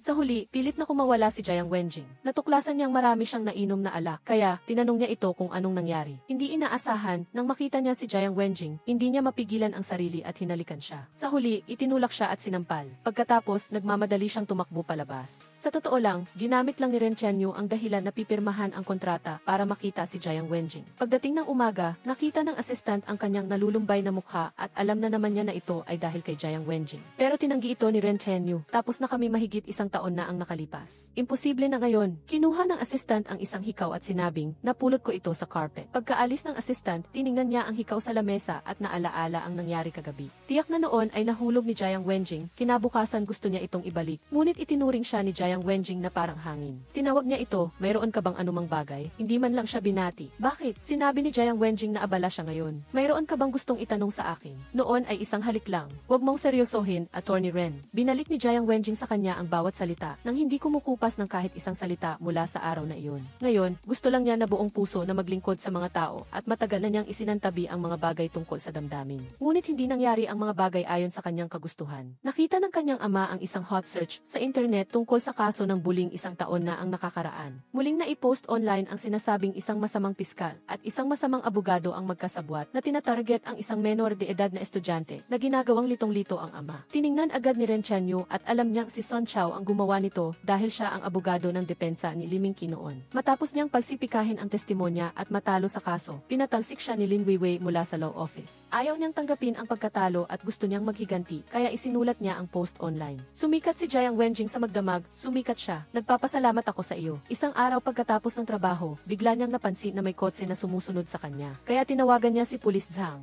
Hello, Police Zhang, pwede mo ba akong tulungan na imbestigahan ang isang sasakyan? Talaga, matapos siyang magmaneho papunta sa parking lot, sumunod din ang sasakyang nasa likod niya. Sa sandaling iyon, nataranta siya. Hindi niya alam ang gagawin, buti na lang at umalis na ang sasakyan. Matapos mag-park, nataranta siyang bumaba ng sasakyan at handa nang umuwi. Ngunit nakita niya ang isang lalaki sa kabilang panig na papalapit sa kanya. Nataranta siya at bumalik agad sa loob ng sasakyan. Mabilis niyang nilock ang pinto ng sasakyan. Jiang Wenjing, bumaba ka na ng sasakyan. Jiang Wenjing, bumaba ka na. Gusto niyang tumawag ng pulis, ngunit sa takot ay hindi niya nahawakan ng mahigpit ang telepono. Buti na lang, sa kritikal na sandali, dumating si Ren Tianyu sa tamang oras at tinanggal ang maskara ng lalaki. Totoo ngang si Son Chao, at nagsimula silang maglaban. Buti na lang at dumating na si Police Zhang, tumigil ka. Huwag kang tumakbo. Pagkatapos, lumabas si Ren Tianyu mula sa banyo, suot ang pambabaeng pajama. Naramdaman niyang hindi siya komportable, masyadong maliit ang kasuotang ito. Sa sandaling iyon, bumaba si Jiang Wenjing dala ang first aid kit. Nagulat si Ren Tianyu, ang ganda rin ng suot mo. Ito ay ang beauty in the eyes of the beholder. Kahit anong suot niya, maganda siya sa paningin ni Ren Tianyu. Pagkatapos ng maraming araw ng Cold War, naramdaman ni Ren Tianyu na ang bawat araw na wala si Jiang Wenjing ay parang wala siyang kaluluwa. Gusto niyang magsimulang muli kay Jiang Wenjing. Ano ang kinalaman sa iyo ng paglipat ko pabalik? Gusto kong bumalik upang protektahan ang iyong kaligtasan. Maligaya ang puso ni Jiang Wenjing at si Ren Tianyu sa pagkukunwaring protektahan si Jiang Wenjing ay bumalik sa bahay na ito. Narinig ni Jiang Wenjing ang ingay sa labas at binuksan ang pinto at nakita nga si Ren Tianyu na ngumungiti ng may mali siya. Ano ang hiningiti mo sa hating gabi? Sulyap-sulyap ka sa kapitbahay ko? Natatakot siyang malaman ni Ren Tianyu na masaya siya, kaya agad niyang isinara ang pinto. Hindi makatulog si Jiang Wenjing sa buong gabi sa sobrang tuwa. Tila bumalik sa dati ang relasyon nilang dalawa. Kinabukasan, dinala pa niya ang mga dokumento ni Yi kay Yin at hiniling sa kanya na ibigay ito kay Ren Tianyu, na nagsasabing, alam ba ni Attorney Ren na hindi siya nagsasalita ng walang kabuluhan. Ginagawa ko ito para lang tulungan si Yi. Kitang-kita ang pagmamalasakit pero ayaw umamin. Nitong mga nakaraang araw, napakaganda ng pakiramdam ni Jiang Wenjing. Napansin din ni Inchuan ang kakaiba sa kanya. Habang naghahanda silang pumasok, nakita nila si Yi na may dalang bulaklak. Nalaman nilang hinahanap niya si Yin na labis na ikinainis ni Inchuan. Sinabi niya kay Yi na ang pagharang sa pinto para magbigay ng bulaklak ay may masamang epekto. Inisip ni Yi na hindi naman siguro ganoon kalaki ang isang palumpo ng bulaklak. Sinabi ni Inchuan na kung bandila ng gantimpala ang ibibigay ay ayos lang, ngunit isa siyang bituin. Naramdaman ni Yi na masyadong luma ang pagbibigay ng bandila ng gantimpala. Mukhang may gusto na sa pulis nilang si Su. Isang araw, kumakain sina Jiang Wenjing at Yao Zhen. Habang kumakain sila, nakita nilang si Ren Tianyu ay bumibili ng birthday cake para sa kanyang assistant. Hindi pa nakakapagsalita si Jiang Wenjing ay lumapit na si Yao Zhen. Lumapit siya ng galit, Attorney Ren, may kasintahan ka na, bakit mo pa nililigawan si Wenjing namin? Muli niyang binanggit ang tungkol sa paghihintay ni Ren Tianyu sa parking lot para iligtas si Jiang Wenjing. Kahit sino, kung makikita ang eksenang iyon, hindi kayang baliwalain. Hindi inaasahan ni Jiang Wenjing na bibigkasin niya ang ganoong mga salita. Galit siyang umalis. Sinabi ng assistant na bilisan niya at magpaliwanag, ngunit wala man lang ginawa tumawa si Ren Chenyu. Ang ginawa niyang ito ay lubos na hindi ikinatuwa ni Yao Zhen. Sinabi ni Ren Chenyu ng malinaw, sa puso niya, isang estranghero ka lang. Kalimutan mo na siya. Ngunit labis niyang mahal si Ren Chenyu, paano niya ito makakalimutan? Nakita ni Yao Zhen na malungkot siya, kaya niyaya niya itong lumabas upang magsaya. Tinawag niya si Yanlu at Pan Xiaoli upang sumama. Nagpunta sila sa bar para pakinggan si Izzy na kumanta. Sa isang banda, para mapasaya si Jiang Wenjing na nalulungkot. Sa kabilang banda, upang batiin si Izzy at ang kanyang banda sa muling pagsasama pagkatapos ng maraming taon. Hindi inaasahan na dumating din si Ren Chenyu dito. Tahimik niya lang pinapanood si Jiang Wenjing mula sa malayo. Hindi ba si Ren Chenyu iyon? Bakit siya narito? Matapos ang konsyerto, nag-iisa si Jiang Wenjing na naglalakad pa uwi. Sumunod sa kanya si Ren Chenyu gamit ang kanyang sasakyan. Kusang loob na inalok na ihatid si Jiang Wenjing pa uwi. Ngunit si Jiang Wenjing, nagalit ay hindi tinanggap ang kanyang kabaitan. Wala nang magawa si Ren Chenyu kundi bumaba ng kotse at harangin ang papalayo na si Jiang Wenjing. Tinanong siya ni Jiang Wenjing kung bakit siya naroon. Hindi siya direktang sumagot, sinabing si Izzy ay isang taong may pagpapahalaga sa damdamin at katapatan. At totoo nga, mas mahalaga sa kanya ang damdamin kaysa sa ibang tao. Sa totoo lang, hanggang ngayon, hindi pa rin alam ni Jiang Wenjing kung bakit bigla siyang nawala noon. Naramdaman ni Ren Chenyu na hindi pa panahon para sabihin kay Jiang Wenjing na totoo niyang mahal siya. Ngunit may sarili siyang problema na hindi kayang maunawaan ni Jiang Wenjing. Bakit ka ba palaging malayo at malapit, mainit at malamig sa kanya? Ang iyong pag-ugali ay nagpapakita na mali ang akala ni Jiang Wenjing na gusto mo si Zujin. Si Zujin ba? Hindi tulad ng iniisip mo. Gaano na kayo katagal magkasama? Ang katotohanan ay hindi kung ano ang nakikita sa labas. Alam ni Ren Chenyu na malapit na ang kaarawan ni Zujin at gusto niya itong bigyan ng ilang araw na bakasyon. Ngunit sinabi ni Zujin na hindi niya kailangan ng bakasyon. Ano ang kailangan mo para maibigay ko sa iyo? Naalala ni Zujin ang sabihin ng kanyang kuya habang buhay pa ito na bibilhan niya siya ng cake. Kaya tinanong siya ni Ren Chenyu kung ano ang gusto niya at sinabi niya na gusto niya ng isang magandang cake. Ngunit sa pagkakaisa ng pagkakataon, nang bumibili sila ng cake, nakita sila ni Jiang Wenjing. Pagkakaintindi ni Lin Weiwei sa relasyon ng dalawa, hindi rin naman ipinaliwanag ni Ren Chenyu ng malinaw sa kanya. Sa totoo lang, ang pangunahing dahilan ay dahil sa ama ni Jiang Wenjing, si Jiang Yuan. Gusto niya si Jiang Wenjing, ngunit ang kanilang relasyon ay nakatakda lang na maging magkaibigan. Kinabukasan, nagkasalubong sila sa trabaho at nagkawayan lang, naging magkaibigan na hindi na maaaring maging mas normal pa. Samantala, si Lin Weiwei, ang kasama ni Ren Chenyu, ay palaging sinusubaybayan ang kanilang relasyon, umaasa na mabilis niyang makukuha ang Shanghai Group upang maging kanilang legal team. Ayaw niyang magkasama sina Ren Chenyu at Jiang Wenjing dahil natatakot siyang baka masira ni Jiang Wenjing ang kanilang malalaking plano. Paggamit ng kagandahan ni Chief Lin para sabihing femme fatale, ang isang tao, makatwiran ba yan? Basta, hindi kita papayagang magkagusto sa kanya. Kinabukasan, pinuntahan ni Ren Chenyu ang ina ni Jiang Wenjing upang mag-apply para sa posisyon ng legal counsel sa kanilang kumpanya. Hindi na kailangang isipin ang resulta, kinikilala na siya ng ina noon, ngunit dahil sa biglaang pag-alis niya noon, tinanggihan siya ng ina. Kahit na kailangan ko talagang maghanap ng abogado, hindi naman kailangan na si Ren Chenyu. Kaya, hindi lang hindi natanggap si Ren Chenyu, kundi napagalitan pa. Nang makabalik siya, hindi pa rin siya sumuko. Pinuntahan niya ulit ang assistant para hanapin ang lumang legal team ng Shanghai Group upang malaman kung anong problema ang kinakaharap ngayon ng kanilang hotel. Ano ang problema upang sa oras na iyon ay makamit niya ang kanyang layunin. Kinabukasan, dala ang mga dokumentong nahanap niya, muli niyang pinuntahan ang ina ni Jiang Wenjing, si Ma Shanshan. Naalala ko na sinabi ko na sa iyo ng malinaw noon. Ngunit hindi pinansin ni Ren Chenyu ang kanyang sinabi. Inilabas niya ang mga dokumentong kanilang nahanap at sinabi ng eksakto ang kasalukuyang panganib sa kanilang hotel. Kahit ganoon, hindi pa rin pumayag si Ma Shanshan.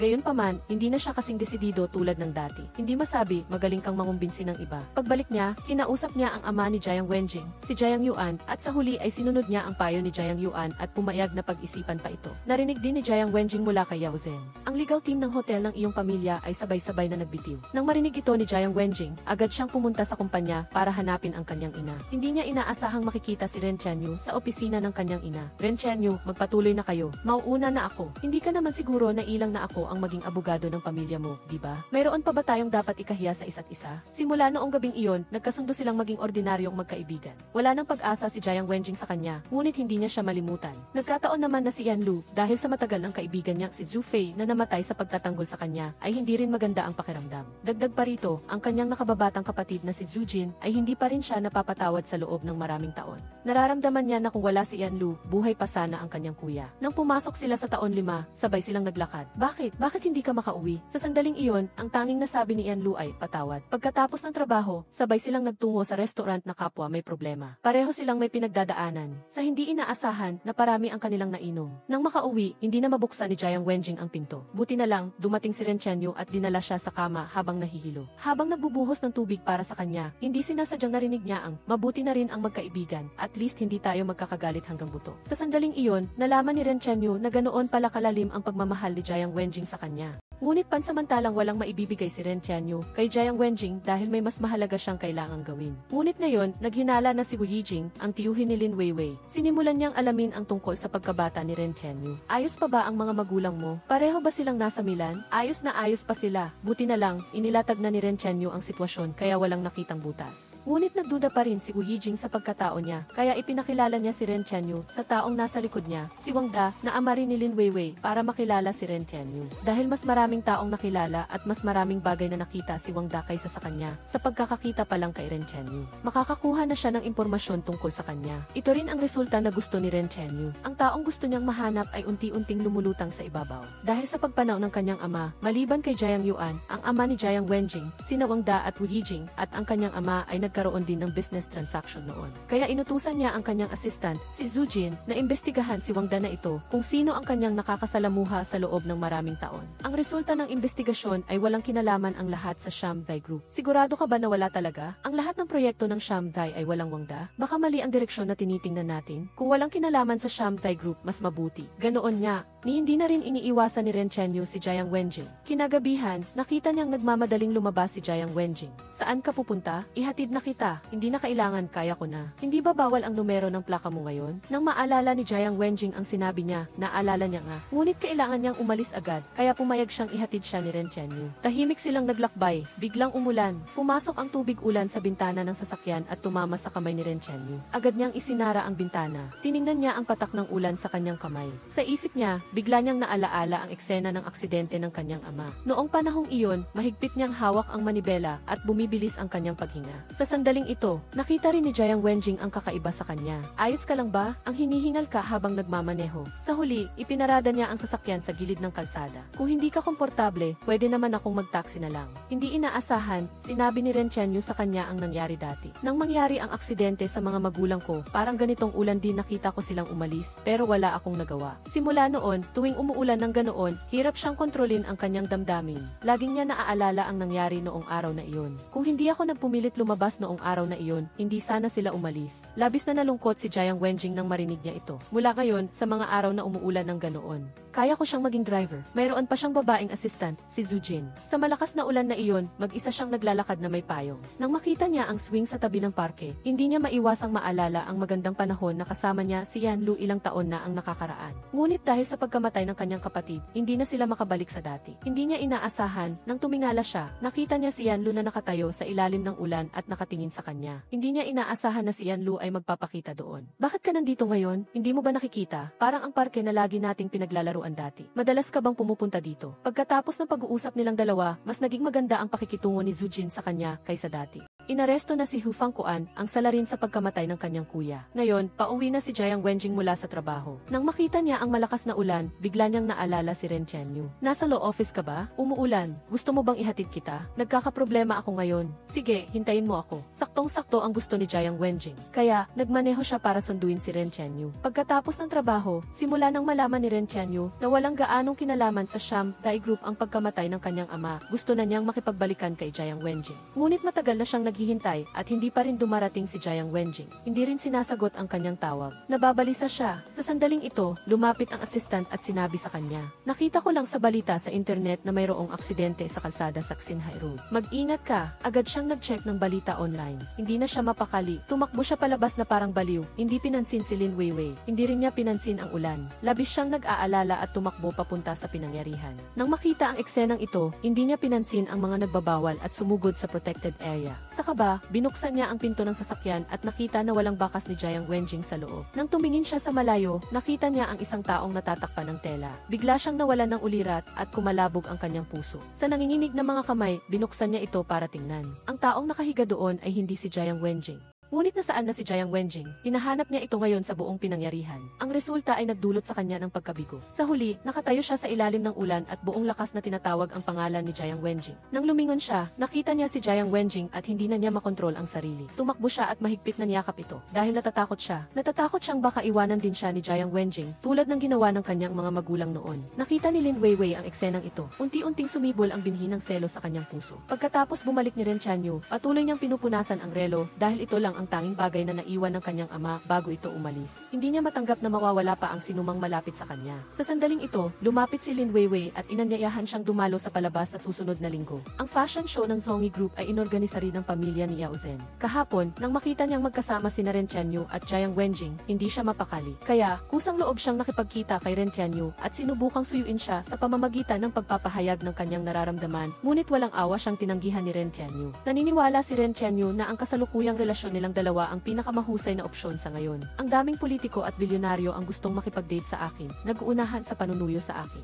Ngayon, nag-aalok na ako ng sarili ko, pero tinatanggihan mo pa rin ako. Kasabay nito, ang ginawa niyang ito ay ikinagalit ni Lin Weiwei. Kailangan niyang makahanap ng paraan upang paghiwalayin sila. Wala namang kaalam-alam si Jiang Wenjing at nag-aalala pa rin sa kaso. Walang kaalam-alam si Jiang Wenjing na nagsimula na si Lin Weiwei sa kanyang plano. Isang araw, pumunta siya sa bahay ng kanyang tiyuhin, si Wu Yijing, at hindi sinasadyang nakita ang isang album sa mesa. Natuklasan niya ang isang group photo sa album. Isang tao sa larawan ang umakit ng kanyang pansin. Sino ang taong ito? Ang taong ito ay kasama sa proyekto mahigit 10 taon na ang nakakaraan. Napansin ni Lin Weiwei na ang relo na suot ng lalaki ay eksaktong kapareho ng kay Ren Tianyu. Noong panahong iyon, biglang bumalik si Ren Tianyu matapos mawala ng mahigit 1 taon. Binigyan siya ni Lin Weiwei ng relo dahil nakita niyang mura ang suot niyang relo, kaya binigyan niya siya ng bago. Ngunit tinanggihan ito ni Ren Tianyu. Ang relo ko ay isang antike. Sa mataas na auction industry at antique shops, hindi ito mahahanap. Noong panahong iyon, labis siyang nadismaya. Ngayon, naisip niya na ang relo sa kamay ni Ren Tianyu ay eksaktong kapareho ng suot ng taong ito. At ang mga taong may kinalaman sa aksidente ng ama na hinahanap ni Ren Tianyu ay unti-unting lumilitaw. Hindi niya papalampasin ang posibilidad na ito, kaya natural, hindi niya palalampasin ang fashion show na inorganisa ng pamilya ni Yao Zhen dahil ang mga dumalo sa fashion show na ito ay pawang mga malalaking tao. Nalubhang kapakipakinabang sa paghahanap ng mga pahiwati. Si Jiang Wenjing, na matalik na kaibigan ni Yao Zhen, ay natural na hindi maaaring mawala sa fashion show na ito. Nang makita ni Lin Weiwei si Jiang Wenjing na nakaupo sa malayo, natural na hindi niya palalampasin ang pagkakataong ito. Pagkatapos ng seremonya, nilapitan niya si Jiang Wenjing at agad na nagsalita ng masakit. Tinutukso ang abogadong busy. Bakit ka nagkakaroon ng libreng oras para umupo at manood ng palabas? Hindi inaasahan, hindi nagpatalo si Jiang Wenjing at agad na sumagot. Sinasabing lihim siyang gumagawa ng masasamang bagay. Lalo itong nagpagalit kay Lin Weiwei. Nang kinuha niya ang inuming inihatid ng staff, sinadya niyang banggain ang 2 baso ng alak. Agad na umiwas si Jiang Wenjing at muntik na siyang mahulog sa lawa. Buti na lang, may humila sa kanya sa tamang oras, ngunit nahulog sa tubig ang relo sa kanyang kamay. Tianyu, ang relo mo. Agad na inabot ni Ren Tianyu ang kanyang kamay at kinuha ang relo mula sa tubig. Kumusta na? Huwag mong galawin, tingnan ko.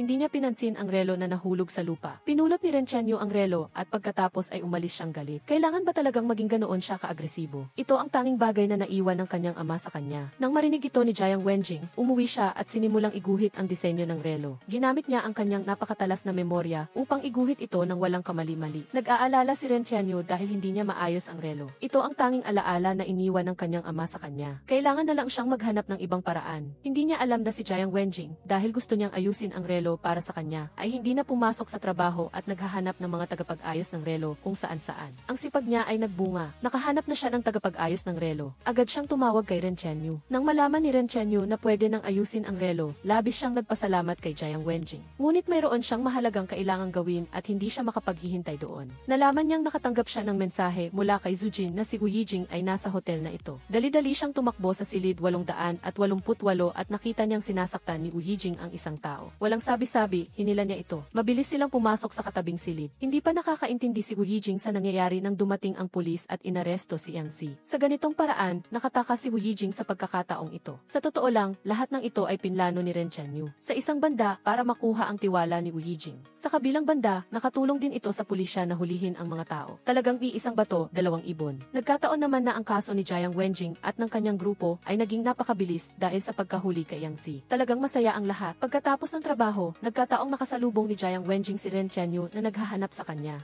Dumating siya para sunduin si Jiang Wenjing mula sa trabaho at gustong imbitahan siyang kumain para humingi ng tawad tungkol sa insidente ng relo. Wag na lang ang kainan, wala namang katapatan. Kung gayon, date na lang. Hindi na hinintay ni Ren Tianyu ang pagpayag ni Jiang Wenjing. Hinila niya ito at agad silang nagtungo sa baybayin at nagbisikleta. Eksakto itong parang romantikong date ng isang magkasintahan. Ito ang kauna-unahang pagkakataon na opisyal silang nag-date at pareho silang excited. Hindi niya maitago ang kagalakan sa kanyang puso. Masaya rin siya tulad ni Jiang Wenjing. Bukod pa rito, pagkatapos ng insidente ni Isi, hindi na iniiwasan ni Yukain ang kanyang pag-ibig. Nalaman niyang kaarawan ni Yukain ngayon, kaya personal siyang nagluto ng 8 noodles para sa kanya, na labis na ikinagulat ni Yukain dahil sa labis na pagmamahal na pinapakita. Matagal na niyang lihim na gusto si Inchuan, at sa wakas ay may tugon na rin siya. Ito ang pinakamasarap na noodles na natikman niya. Samantala, pagkatapos ng date nila ni Ren Chanyu, hinila ni Jiang Wenjing si Yao Zhen sa isang malaking mall para tulungan siyang pumili ng regalo para sa kaarawan ni Ren Chanyu. Sa huli, halos kalahating araw siyang tinulungan ni Yao Zhen. Naghanap siya sa lahat ng mga item na naugnay sa mga lalaki, ngunit walang nagustuhan si Jiang Wenjing. Kaya ngayon, sabihin mo sa akin kung anong yugto na kayo. Magtatapat na ako sa kanya. Magtatapat, narinig ito ni Yao Zhen at gumaan ang pakiramdam niya. Pagkatapos ay umuwi silang dalawa ng walang dala. Nagsimulang magpinta si Yao Zhen. Lahat ng alaala mula nang magkakilala sina Jiang Wenjing at Ren Chanyu ay iginuhit niya sa papel. Ang bawat eksena ay walang katapusan. Sa huli, inayos pa ni Jiang Wenjing ang bahay. Naghintay siya kay Ren Chanyu na makauwi mula sa trabaho. Sa kabilang dako, nakikipag-usap pa rin si Ren Chanyu kay Zujin tungkol sa isang memory card. Nakita niya ito sa likod ng relo ng kanyang ama. Gusto niyang malaman kung ano ang nasa loob nito. Narito ang pagsasali ng iyong teksto mula sa Vietnamese sa Tagalog. Ngunit ang card na ito ay matagal nang nandoon at walang mahanap na tuol para kunin ito. Naalala niya na bago namatay ang kanyang ama, ginamit niya ang lahat ng kanyang lakas upang hubarin ang relo at ibigay sa kanya. Tiyak na mayroong isang mahalagang bagay sa loob nito. Kaya naman, gusto niyang hilingin kay Zujin na kunin ang nilalaman sa loob sa anumang paraan. Sa kabilang banda, natauhan na si Wu Yijing. Kung mas iniisip niya ito, mas nakakaramdam siya ng kakaiba. Bakit naman nagkataon, dumating si Ren Chanyu bago dumating ang pulis? Naghihinala ka bang siya ang tumawag sa pulis? Kung gayon, iyon ay isang napakalaking pagkakataon. Kung gusto kanyang saktan, maaari na lang siyang tumawag ng pulis. Bakit ka pa niya tutulungan? Buti na lang at nagtitiwala si Lin Weiwei kay Ren Chanyu. Kaya naman, naalis niya ang pagdududa ni Wu Yijing. Pagkaalis niya sa bahay ni Wu Yijing, tinawagan agad niya si Ren Chanyu at nakipagkita sa kanya. Una, humingi siya ng paumanhin sa pagtapon ng baso ng tubig sa fashion show noong nakaraan, ngunit hindi ito binaliwala ni Ren Chanyu. Galit na galit si Lin Weiwei. Gusto niyang malaman kung ano ang halaga niya kay Ren Chanyu. Kaya naman, nagtanong siya ng isang sikat na tanong, kung kami ni Jiang Wenjing ay sabay na nahulog sa tubig, sino ang una mong ililigtas, si Jiang Wenjing o ako? Siyempre, siya muna ang ililigtas ko. Kailangan pa bang itanong yan?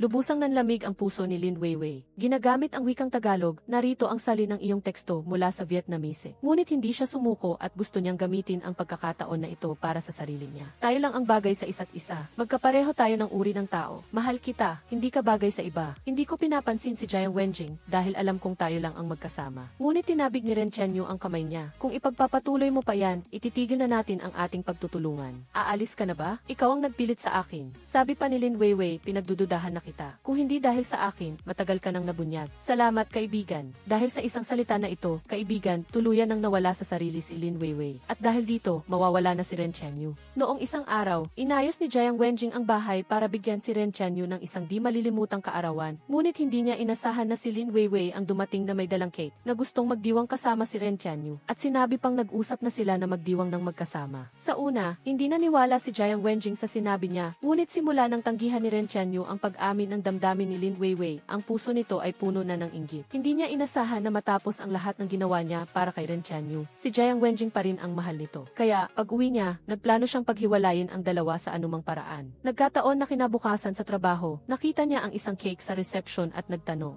Sinabi sa kanya na galing iyon sa isang brand para kay Ren Chanyu. Doon niya lang nalaman na kaarawan pala ni Ren Chanyu, kaya siya pumunta ng walang paanyaya. Nagkataong nakita niya si Jiang Wenjing sa bahay nito, kaya lalo siyang nagalit. Kaya naman, binalikan niya ang tungkol sa pasasalamat na party ng Shamdai Group. Sinabi niyang sinadya siyang lapitan ni Ren Chanyu. Ano ba talaga ang relasyon ninyo ni Ren Chanyu? Lahat ng sinabi ko ay hindi mo pa rin maintindihan. Sinabi pa niya na umalis si Ren Chanyu ng isang taon para tulungan si Wu Yijing, ang pinsan niya. Ngayon ay naniniwala na si Jiang Wenjing dahil hanggang ngayon, wala pa siyang naririnig na sagot mula kay Ren Chanyu. Ngayon, naiintindihan na niya ang lahat. Sa simulat sa pool, ginamit lang siya ni Ren Chanyu. Nakatanggap ng tawag si Ren Chanyu mula kay Zujin na nakabasa na sa memory card. Sa memory card, nalaman nilang ang proyektong pagsasama-sama at pagkuha noong taon ay isa lamang scam sa negosyo. May kinalaman ba ito kay Jiang Yuan? Walang kinalaman si Jiang Yuan. Hindi siya nagsinungaling. Sigurado ka bang walang kinalaman ito kay Jiang Yuan? Masayang-masaya si Ren Chanyu sa resulta. Ayaw niyang marinig ang sinasabi pa ni Zujin. Gusto lang niyang makita si Jiang Wenjing ngayon. Habang papunta siya para makita si Jiang Wenjing, Wenjing, hintayin mo ako. Siguradong sasabihin ko sa iyo ang lahat. Ayokong maging magkaibigan lang tayo pag uwi ko. Nang makita niya ang mga lobo na nakabitin sa buong bahay at isang hanay ng mga ilaw na puno ng init at romansa ang buong bahay. Lumingon siya at nakita ang mga painting sa mesa na naglalarawan sa magagandang sandali nila. Hindi na kailangang sabihin kung gaano kasaya si Ren Tianyu. Agad siyang nagpadala ng text message kay Jiang Wenjing. Nasaan ka? Ikaw ang nag-ayos ng buong bahay. Paano ko hindi nalaman? Hindi alam ni Ren Tianyu na alam na ni Jiang Wenjing ang katotohanan. Hindi sumasagot si Jiang Wenjing. Kumatok siya sa pintuan ng bahay nito at tinawag siya ng ilang beses. Ngunit walang sumagot. Tinawagan din niya ito, ngunit walang sumasagot. Napagtanto ni Ren Tianyu na may nangyaring masama. Umalis si Lin Weiwei sa bahay. Ren Tianyu, kung hindi kita makukuha, huwag mong asahan na may makakakuha sa iyo. Ganito pala katindi ang selos ng babae. Pagkatapos ng auction kinabukasan, agad siyang pumunta para kausapin si Lin Weiwei. Ang presyong ibinigay ni Boss Fang ay iisa 0 milyon lang ang lamang sa Sham Tai Group. Paano mo nalaman ang pinakamababang presyo? Sa araw na iyon, pagkatapos siyang tanggihan ni Ren Tianyu, galit na ibinagsak ni Lin Weiwei ang mga dokumento sa mesa. Nagkataon lang na nakita niya ang bidding price ng Sham Tai Group. Ngunit ngayon, walang ebidensya si Ren Tianyu at wala siyang magagawa sa kanya. May gaana ka pa bang pag-usapan ang mga bagay na ito sa akin? Hindi ba hinahanap ka ni Jiang Wenjing? Anong ginawa mo? Wala naman akong ginawa. Nang ihatid ko lang ang cake sa iyo kahapon, nakita ko siya at sinabi ko lang sa kanya ang kaunting katotohanan. Sa sandaling iyon, tinawagan siya ni Jiang Wenjing para makipagkita. Agad na tumakbo si Ren Tianyu matapos makatanggap ng tawag. Agad siyang nagpaliwanag kay Jiang Wenjing. Hindi ganoon ang iniisip mo. Ngayon, wala nang pakialam si Jiang Wenjing sa sinasabi ni Lin Weiwei. Gusto lang niyang tanungin si Ren Tianyu ng dalawang bagay. Noong una tayong nagkita sa salo-salo ng Sham Tai Group, sinadya mo ba akong lapitan? Patuloy na tanong ni Jiang Wenjing. Nang magrenta ako ng bahay, nagkataon na katapat lang ng bahay mo. Sinadya mo ba itong ayusin? Sa simula, hindi masyadong naniwala si Jiang Wenjing sa sinabi ni Lin Weiwei. Ngunit ngayon na narinig niya mismo ang sagot ni Ren Tianyu, napagtanto niya na ginagamit lang siya ni Ren Tianyu. Inaamin ko na may ilang bagay na pinagsinungalingan kita. Ngunit Jiang Wenjing, totoo ang nararamdaman ko sa iyo. Ginagamit mo ako, kaya syempre, totoo ang nararamdaman mo. Ngayon, galit lang ang nararamdaman ni Jiang Wenjing. Kahit anong sabihin ni Ren Tianyu, hindi na siya maniniwala. Nagkamali ako, bigyan mo ako ng kaunting oras. Bibigyan kita ng makatuwirang paliwanag sa tamang panahon para mapasaya ka. Lubhang nasaktan si Jiang Wenjing. Paano niya pabibigyan ng oras si Ren Tianyu? Kaya pinapunta niya si Ren Tianyu para putulin na ang relasyon nila at wakasan na ito. Ngunit ayaw sumuko ni Ren Tianyu. Mahirap niyang nakuha si Jiang Wenjing. Ngunit hindi siya binigyan ni Jiang Wenjing ng pagkakataong magpaliwanag. Kumatok siya sa pintuan sa loob ng kalahating araw. Sa huli, wala siyang natanggap na sagot mula kay Jiang Wenjing. Ang pinakamasaya sa lahat ay ang grupo ni Lin Weiwei. Hindi lang nila nakuha ang isang piraso ng lupa mula sa Sham Tai Group. Mas mahalaga, dahil sa pagkasira ni Lin Weiwei, hindi na magkasama si Ren Tianyu at Jiang Wenjing. Nalungkot si Jiang Wenjing at ayaw na niyang manatili sa bahay na iyon. Napilitan siyang lumipat sa bahay ni Yao Zhen. Hindi alam ni Ren Tianyu ang tungkol dito. Pagkatapos ng trabaho, gusto niyang makita si Jiang Wenjing upang magpaliwanag, ngunit natuklasan niyang hindi nakakandado ang pinto. Pumasok siya at natuklasan niyang walang tao sa bahay. Tanging ang palamuting wali lang ang natitira. Dahan-dahang lumapit si Ren Tianyu, kinuha ang palamuting wali at bumalik sa alaala ang mga matatamis na sandali nila noon. Ngunit ang lahat ay nakaraan na. Ang babaeng gusto niya ay nawala na. Tinawagan niya si Jiang Wenjing, ngunit naka-off ang telepono nito. Wala na siyang magawa kundi tawagan si Yao Zhen. Kinuha ni Yao Zhen ang telepono at ipinakita kay Jiang Wenjing, ngunit hindi ito nagpakita ng anumang reaksyon. Hello, sino to? Kumusta na si Wenjing nitong mga nakaraang araw? Ano nang kinalaman mo? Niloko mo si Jiang Wenjing. Nagkataon lang na galit si Yao Zhen. Ngunit hindi na nag-aksaya ng oras si Lin Weiwei. Habang wala si Ren Tianyu sa opisina, pumasok siya at kinuha ang relo nito. Ren Tianyu, nandito ka. Akala ko ayaw mo na akong makita. Ayaw siyang pansinin ni Ren Tianyu at agad na inagaw ang relo. Pumunta si Lin Weiwei para makita si Ren Tianyu dahil gusto niyang samantalahin ang pagkakataon na naghiwalay sila. Umamin ulit siya sa nararamdaman niya kay Ren Tianyu. Alam kong may nararamdaman ka sa akin. Ang nararamdaman mo para sa akin. Wala akong nararamdaman. Kung hindi ka pa rin sigurado sa relasyon natin, huwag ka nang manghimasok sa buhay ko. Sobrang mataas ang tingin ni Lin Weiwei sa sarili niya. Akala niya, wala na si Jiang Wenjing, kaya papansinin na siya ni Ren Tianyu. Hindi niya inaasahan na mapapahiya lang siya. Tinanggihan na naman siya ni Ren Tianyu. Nalungkot siya at pumunta kay Wu Yijing para magreklamo. Ang dami kong ginawa para sa kanya. Bakit si Jiang Wenjing lang ang nasa isip niya? Pinayuhan siya ni Wu Yijing na kung gaano ka nag-alay. Ang pag-alay ay walang kinalaman. Hayaan mo siyang maghintay at tingnan kung sino ang makakapaghintay hanggang sa huli. Binuksan ni Lin Weiwei ang album. Ano nang pangalan ng taong ito? Yang Donghua ang pangalan niya. Yang Donghua, tama, yang ang apelyido niya. Ngunit napansin ni Wu Yijing ang ginawa niya. Pagkaalis ni Lin Weiwei, binuksan din niya ang album at napansin ang relo sa kamay ng lalaki. Pagkatapos, nag-imbita siya si Ren Tianyu na maglaro ng basketball basketball. Tinanong niya si Ren Chenyu, naaalala ko na dati, mayroon kang ugali na magsuot ng relo. Bakit hindi ka nakasuot ngayon? Natatakot ka bang masira ito habang naglalaro? Nakita niyang walang reaksyon si Ren Chenyu, kaya hindi niya napansin ang anumang kakaiba. Kaya naman, binanggit niya ang tungkol sa proyektong pagsasama-sama at pagkuha 25 taon na ang nakaraan.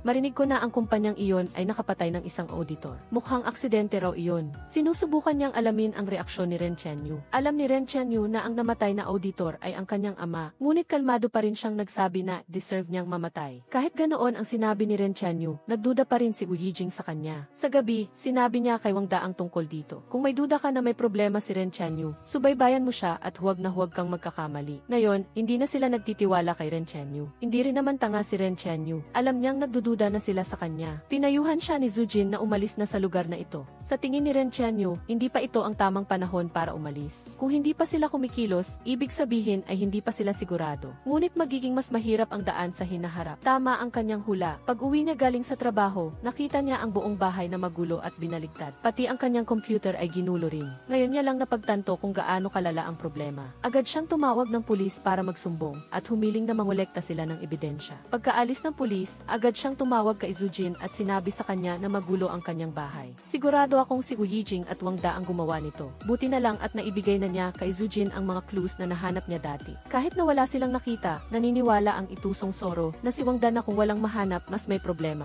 Ngunit ayaw nilang manatili na lang at magtiis. Mabilis nilang nahanap ang impormasyon ni Ren Chenyu. Ang taong bumalik mula sa Milan ay nagsabi sa kanya na tanging ang records lang ng pagpasok ni Ren Chenyu sa high school ang nakita. Walang records ng kanyang pag-aaral sa elementarya sa Milan. Wala rin siyang direktang relasyon bilang ina't anak kay Yang Donghua. Galit na galit si Wang Da ay bumalik ang anak ni Yang Donghua sa bansa sa ganoong paraan at nagtago pa sa tabi natin ng mahigit 2 taon at wala tayong alam. Nalaman na nila ang lahat at nagdesisyon na alisin si Ren Chenyu. Agad silang nagpadala ng package kay Ma Shanshan. Binuksan ito ni Ma Shanshan at puro litrato ni Ren Chenyu, kasama ang grupo ni Wang Da ang nakita niya. Galit na kinuha ni Ma Shanshan ang mga litrato at hinanap si Ren Chenyu. Ibinato niya ang mga litrato sa mesa at sinabing, "So, nag-hire pala ako ng isang espiya." Sinabi ni Ren Chenyu na wala akong ginawang masama sa kumpanya. Isa akong profesional na abogado at hindi lang ako maaaring makipagtulungan sa iyong kumpanya. Saka, wala ring pinapatunayan ang mga litratong ito. May gustong sumira sa relasyon natin. Ngunit hindi na naniwala sa kanya si Ma Shanshan. Gusto pa niyang wakasan ang kontrata niya kay Ren Chenyu. Pagkaalis niya, binalaan pa niya si Ren Chenyu na huwag mong lalapitan si Jiang Wenjing. Habang nasa procuratorate si Jiang Wenjing, nakatanggap siya ng tawag mula kay police officers Hang. Binaliktad ang bahay ni Ren Chenyu. Hindi ba kayo magkapit-bahay? Gusto ko lang sabihin sa iyo na mag-ingat ka kapag lumalabas ka. Sa gabi, tinawagan niya si Ren Chenyu. Sa totoo lang, may pakialam pa rin siya sa kanya. Paglabas ni Ren Chenyu sa banyo, binaba niya ang tawag. Nang makita ito ni Ren Chenyu, agad siyang tumawag ulit. Tinawag naman si Jiang Wenjing ni Yao Zhen para kumain ng prutas. Hindi na naman sila nagkausap. Kinabukasan, hinanap ni Ren Chenyu si Lin Weiwei. May nagpadala ng mga litratong ito kay Ma Shanshan na nagsasabing ako ang nagbunyag ng bidding price kay Wang Da. Paano iyon nangyari? Nang ibigay ni Ren Chenyu ang mga litrato kay Lin Weiwei, sinadya ni Lin Weiwei na magpanggap na wala siyang alam. Alam na alam ni Ren Chenyu kung ano ang kakaharapin niya. Napakalaki ng kasalanan ng pagbubunyag ng mga trade secret. Sa hinaharap, mahirap na makakuha ng mga kaso. Napilitan niyang sabihin ni Lin Weiwei ang katotohanan. Ginawa ko iyon dahil ayokong ilipat ni Wang Da ang galit niya sa iyo. Hindi ko inaasahan na magdudulot ito ng ganoong kalaking problema sa iyo. Huwag kang mag-alala, gagawa ako ng paraan para ayusin ito. Pagkatapos, galit siyang pumunta para kausapin ang kanyang ama. Sinisi ni Wang Da ang ama niya na hindi nito dapat isisi kay Ren Chenyu ang pagbubunyag ng bidding price. Ngunit hindi ito inamin ni Wang Da, wala kang ebidensya, kaya bakit mo ako sinisisi? At saka, abogado siya sa loob ng maraming taon, kaya marami siyang nakaaway. Sa huli, babae pa rin si Lin Weiwei. Sa ilang salita lang ng kanyang ama at tiyuhin, naniwala agad siya. Hindi nga talaga kayo? Anong gagawin mo pa? Nang makita ni Wang Da na may gusto pa rin si Lin Weiwei kay Ren Chenyu, naisip niya kung paano haharapin si Ren Chenyu. Kaya't kumilos siya at hinarap si Zhu Jin. Gusto niyang hingin ang tulong nito. Susundin ba ni Boss Fang ang mga taong tinalikuran siya? Hindi ito pagtalikod kundi pagsunod sa agos. Sa ilang salita, napaisip niya si Zhu Jin. Ngunit sa huli, matagal na siyang kasama ni Ren Chenyu, kaya kailangan pa niya itong pag-isipan. Si Ren Chenyu naman ay sumasailalim sa investigasyon ng Bar Association. Mabilis na kumalat ang balitang ito. Sabay-sabay na nagkansela ng mga kontrata ang kanyang mga kliyente. Totoo ngang may masaya at may malungkot. Pagkatapos ng ilang araw na magkasama, sa wakas ay pumayag na rin si Yao Zhen na maging boyfriend niya si Pan Xiaoli. Dinala pa niya ito para ipakilala sa kanyang mga magulang. Hindi pala nalalayo ang ugali ni Pan Xiaoli. Sa unang pagkikita nila ng kanyang biyenan, inalok niya itong ibabad sa tubig ang mga paa nito at minasahe ito. Natuwa ang kanyang biyenan sa hinaharap at agad na tinanggap si Pan Xiaoli bilang manugang. Mas mabait pa si Pan Xiaoli sa kanya kaysa kay Yao Zhen. Agad na sinamantala ni Yao Zhen ang pagkakataon at humiling na magtatag ng isang charity fund. Hiningi niya sa kanyang ama na magbigay ng pera para siya ang mamahala, ngunit tinanggihan siya nito. Agad na sininyasan ni Yao Zhen si Pan Xiaoli. Sabi ni Pan Xiaoli, talagang makabuluhan iyan. Kung sinabi ni Xiao Pan na maganda iyan, siguradong makabuluhan nga iyan. Sige, ayos na iyan. Hindi inaasahan na agad na pumayag ang kanyang ama. Mayroon pang isang taong masaya, si In Chuan. Matapos niyang mag-isip ng matagal, nagdesisyon siyang mag-propose kay Yukain. Pumunta siya sa opisina ni Yukain at walang imik na inilabas ang singsing at inilagay sa ibabaw ng mesa. Bago pa man ito maintindihan ni Yukain, dumating na ang grupo ni Jiang Wenjing para makiusyoso. Will you marry me? Hindi agad sumagot si Yukain. Tumingin muna siya kay Jiang Wenjing at saka siya tumango at pumayag. Kaya, sa harap ng lahat tumayo si In Chuan. Sinuot ni In Chuan ang singsing kay Yukain. Halik, maghalikan na kayo sa bahay. Matagal nang hinintay ni Yukain si In Chuan. Sa wakas, nagkasama na rin sila. Nasa mabuting kalooban si Jiang Wenjing. Umuwi siya para kumain, ngunit sinabi sa kanya ng kanyang ina na ibinunyag ni Ren Tianyu ang bidding price ng kanilang kumpanya, kay Wang Da galit na galit si Jiang Wenjing. Pinatunayan lang nito na nilapitan siya ni Ren Tianyu para makapasok sa Shamtai Group. Sinabi ni Jiang Wenjing sa kanyang ina ang mga bagay na ito. Nang marinig ito ng kanyang ina, mas lalo siyang nagalit. Ano nang galit meron siya sa atin? Bakit niya ginawa iyon? Hindi rin makapaniwala ang kanyang ama. Hindi ko inaasahan na gagawin ni Ren Tianyu ang ganoong bagay para sa pera. Hindi nila alam. Sa puntong ito, nahihirapan na si Ren Tianyu na protektahan ang sarili niya. Gusto ni Wang Da na lumayo si Lin Weiwei kay Ren Tianyu. Ayaw pumayag ni Lin Weiwei. Sa huli, sinabi ni Wang Da na sige, hindi ko siya aalisin, ngunit kailangan mong pilitin siyang umalis sa proyektong pagsasama-sama at pagkuha ng songi. Nagbigay ito ng mas maraming oras kay Ren Tianyu. Nagawa niyang mag-isip at mag-imbestiga sa sanhi ng pagkamatay ng kanyang ama noong taon na iyon. Agad niyang nahanap ang project accountant 25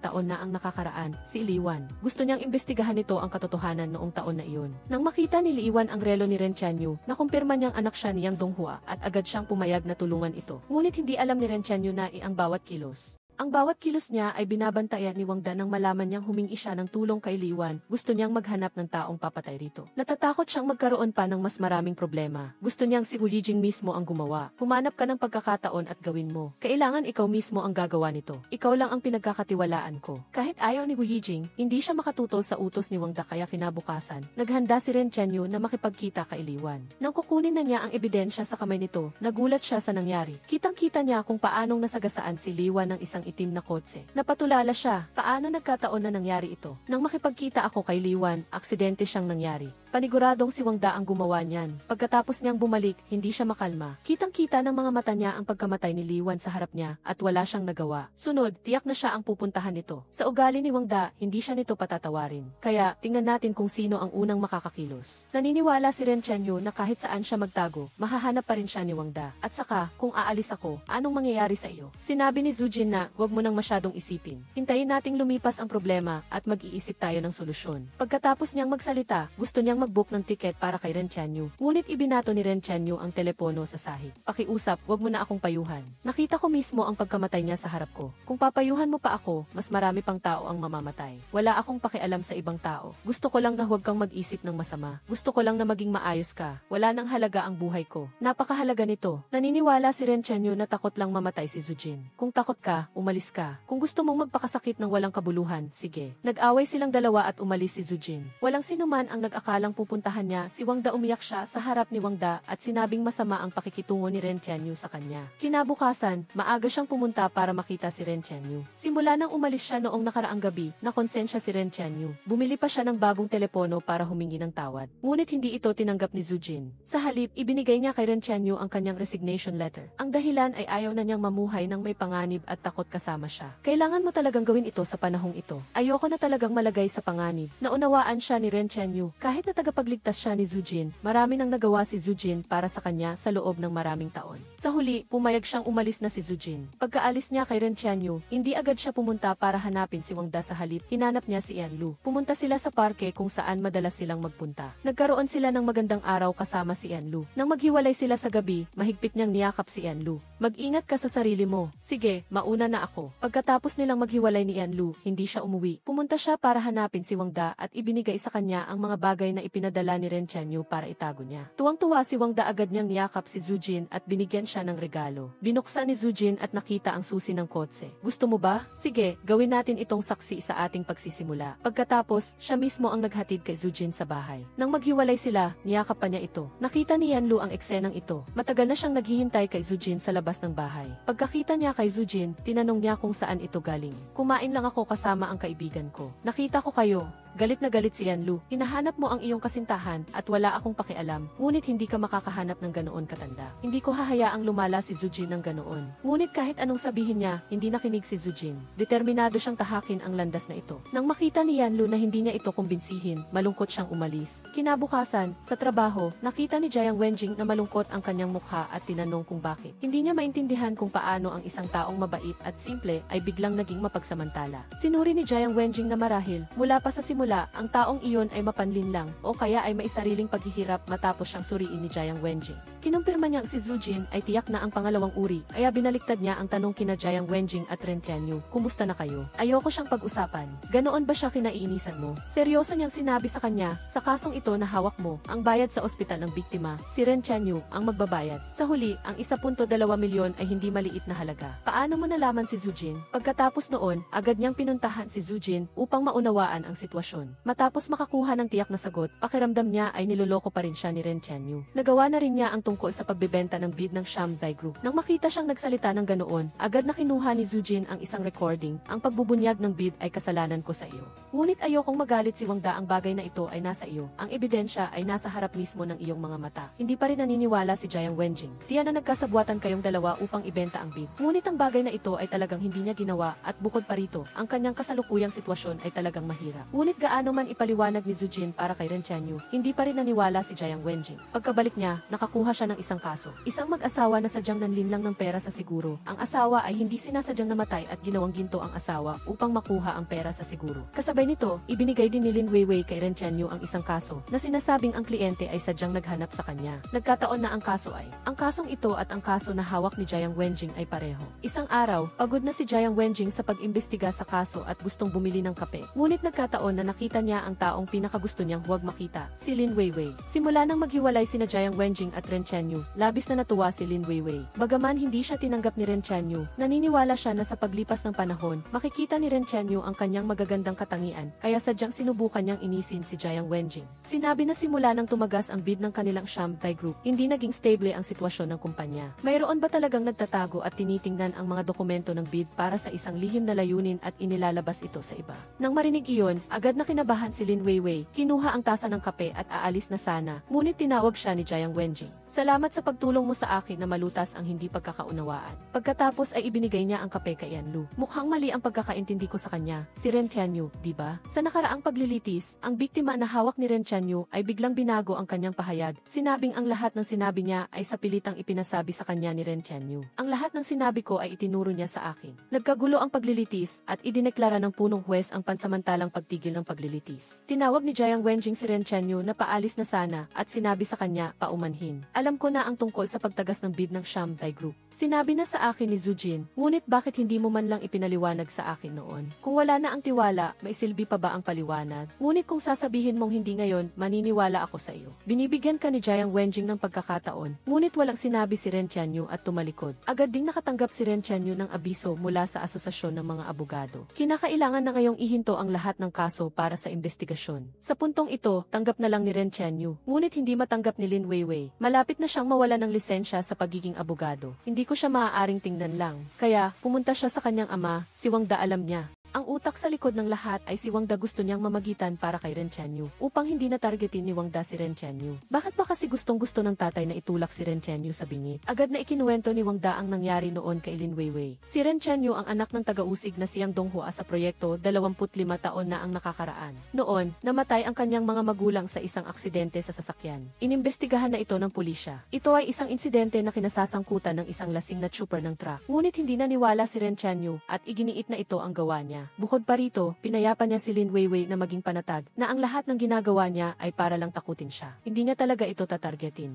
Hanggat isusuko niya ang paghihiganti sa kanila, agad niyang kakanselahin ang negatibong panggigipit ng publiko sa kanya. Hindi pa rin masyadong naniwala si Lin Weiwei sa kanyang sinabi at agad na pinuntahan si Ren Qianyu upang payuhan siyang itigil ang kaso ng aksidente sa sasakyan noon. Ito ay isang hindi pagkakaunawaan lamang. Kung hindi siya titigil, tiyak nagagalaw siya laban sa kanya. Matagal nang nag-imbestiga si Ren Qianyu at malapit na niyang matuklasan ang katotohanan. Paano niya masasabing susuko na lang siya? Sinabihan niya si Lin Weiwei na huwag nang makialam sa bagay na ito. Ano man ang mangyari, hindi ko matatanggap na may mangyari sa sinuman sa inyo. Simula nang mabangga ni Wu Yijing si Li Yuan, buong araw siyang hindi mapakali at nagtatago kung saan-saan. Alam niyang maaga o huli ay may mangyayari sa kanya, kaya bago iyon, ibinigay na niya ang kay Ilan. Naglalaman ito ng sikreto ng isang tao, at kasabay nito, may kinalaman din ito sa buhay ng kanyang anak na si Yin Chuan. Kung sakaling may mangyari kay Yin Chuan balang araw, pakiusap, ibigay mo ito kay Ren Qianyu, at sabihin kay Ilan na maging panatag, walang makakaalam tungkol dito. Ngunit mabilis siyang nakatanggap ng tawag mula kay Wang Da ngayon, ang kanyang anak na si Yin Chuan ay nasa kamay ni Wang Da. Wang Da, ano ba talaga ang gusto mong gawin ko? Sinabi ni Wang Da sa kanya na huwag nang magtago. Isang tao, isang problema. Kung ang iyong anak ay magiging maayos o hindi, nakasalalay sa iyong desisyon. Napilitan si Wu Yijing na itulak sa bingit ng Wang Da. Walang pagpipilian kundi ang pumunta sa istasyon ng pulisya upang sumuko. Agad na tinawagan ni Yin Chuan si Jiang Wenjing at sinabihan siyang hawakan ang kasong ito. Nang tanungin nila si Wu Yijing, wala siyang sinabi. Gusto lang niyang makipagkita kay Ren Qianyu at hilingin kay Ren Qianyu na maging abogado niya. Walang nagawa si Jiang Wenjing kundi ang hanapin si Ren Qianyu at iparating ang hiling ni Wu Yijing. Hindi rin inasahan ni Ren Qianyu na susuko siya. Ang pagkamatay ng kanyang ama ay maaaring kagagawa ng mga taong tulad ni Wu Yijing. Hindi ba sila namatay dahil sa aksidente sa trapiko? Ngunit hindi niya inakala na ito ay isang aksidente. Pagkatapos, naramdaman niyang oras na upang sabihin ang katotohanan kay Jiang Wenjing. Kaya, ipinakita niya kay Jiang Wenjing ang mga taong lagi niyang iniimbestigahan.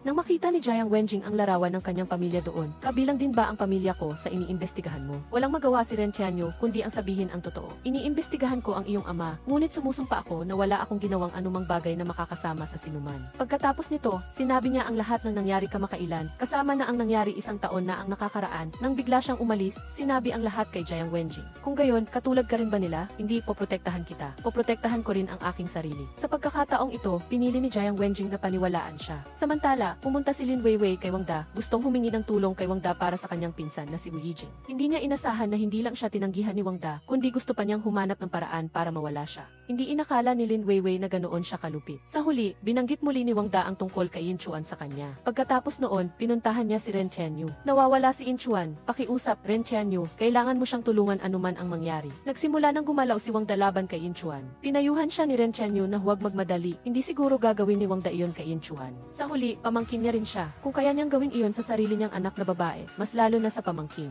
Bukod pa rito, pinayuhan niya si Ren Qianyu na maging maingat. Huwag na muna nating pag-usapan ito. Hanapin muna natin si Yin Chuan bago tayo magpatuloy. Agad na sinabi ni Ren Qianyu kay Wu Yijing ang tungkol sa pagkawala ni Yin Chuan. Nang marinig ito, agad na nawala sa sarili si Wu Yijing. Ang pangunahing layunin niya ay mapasabi si Wu Yijing tungkol sa pagkuha at pagsasama noon. Ngunit ngayon na nawawala si Yin Chuan, ayaw niyang magsalita. Walang magawa si Ren Qianyu, kundi ang tanungin siya kung may kinalaman ba ang komersyal na kaso noon kay Jiang Yuan. Kahit si Jiang Yuan ay walang alam tungkol sa insidente sa trapiko noon. Tama na, sapat na ang sinabi mo. Agad na tinawagan ni Ren Qianyu si Jiang Wenjing, gustong makipagkita sa kanya agad. Nang makita niyang dumating si Jiang Wenjing, wala siyang sinabi kundi ang yakapin si Jiang Wenjing. Na-miss kita, ngunit agad siyang itinulak ni Jiang Wenjing. Agad niyang sinabi sa kanya ang lahat ng kanyang nalaman.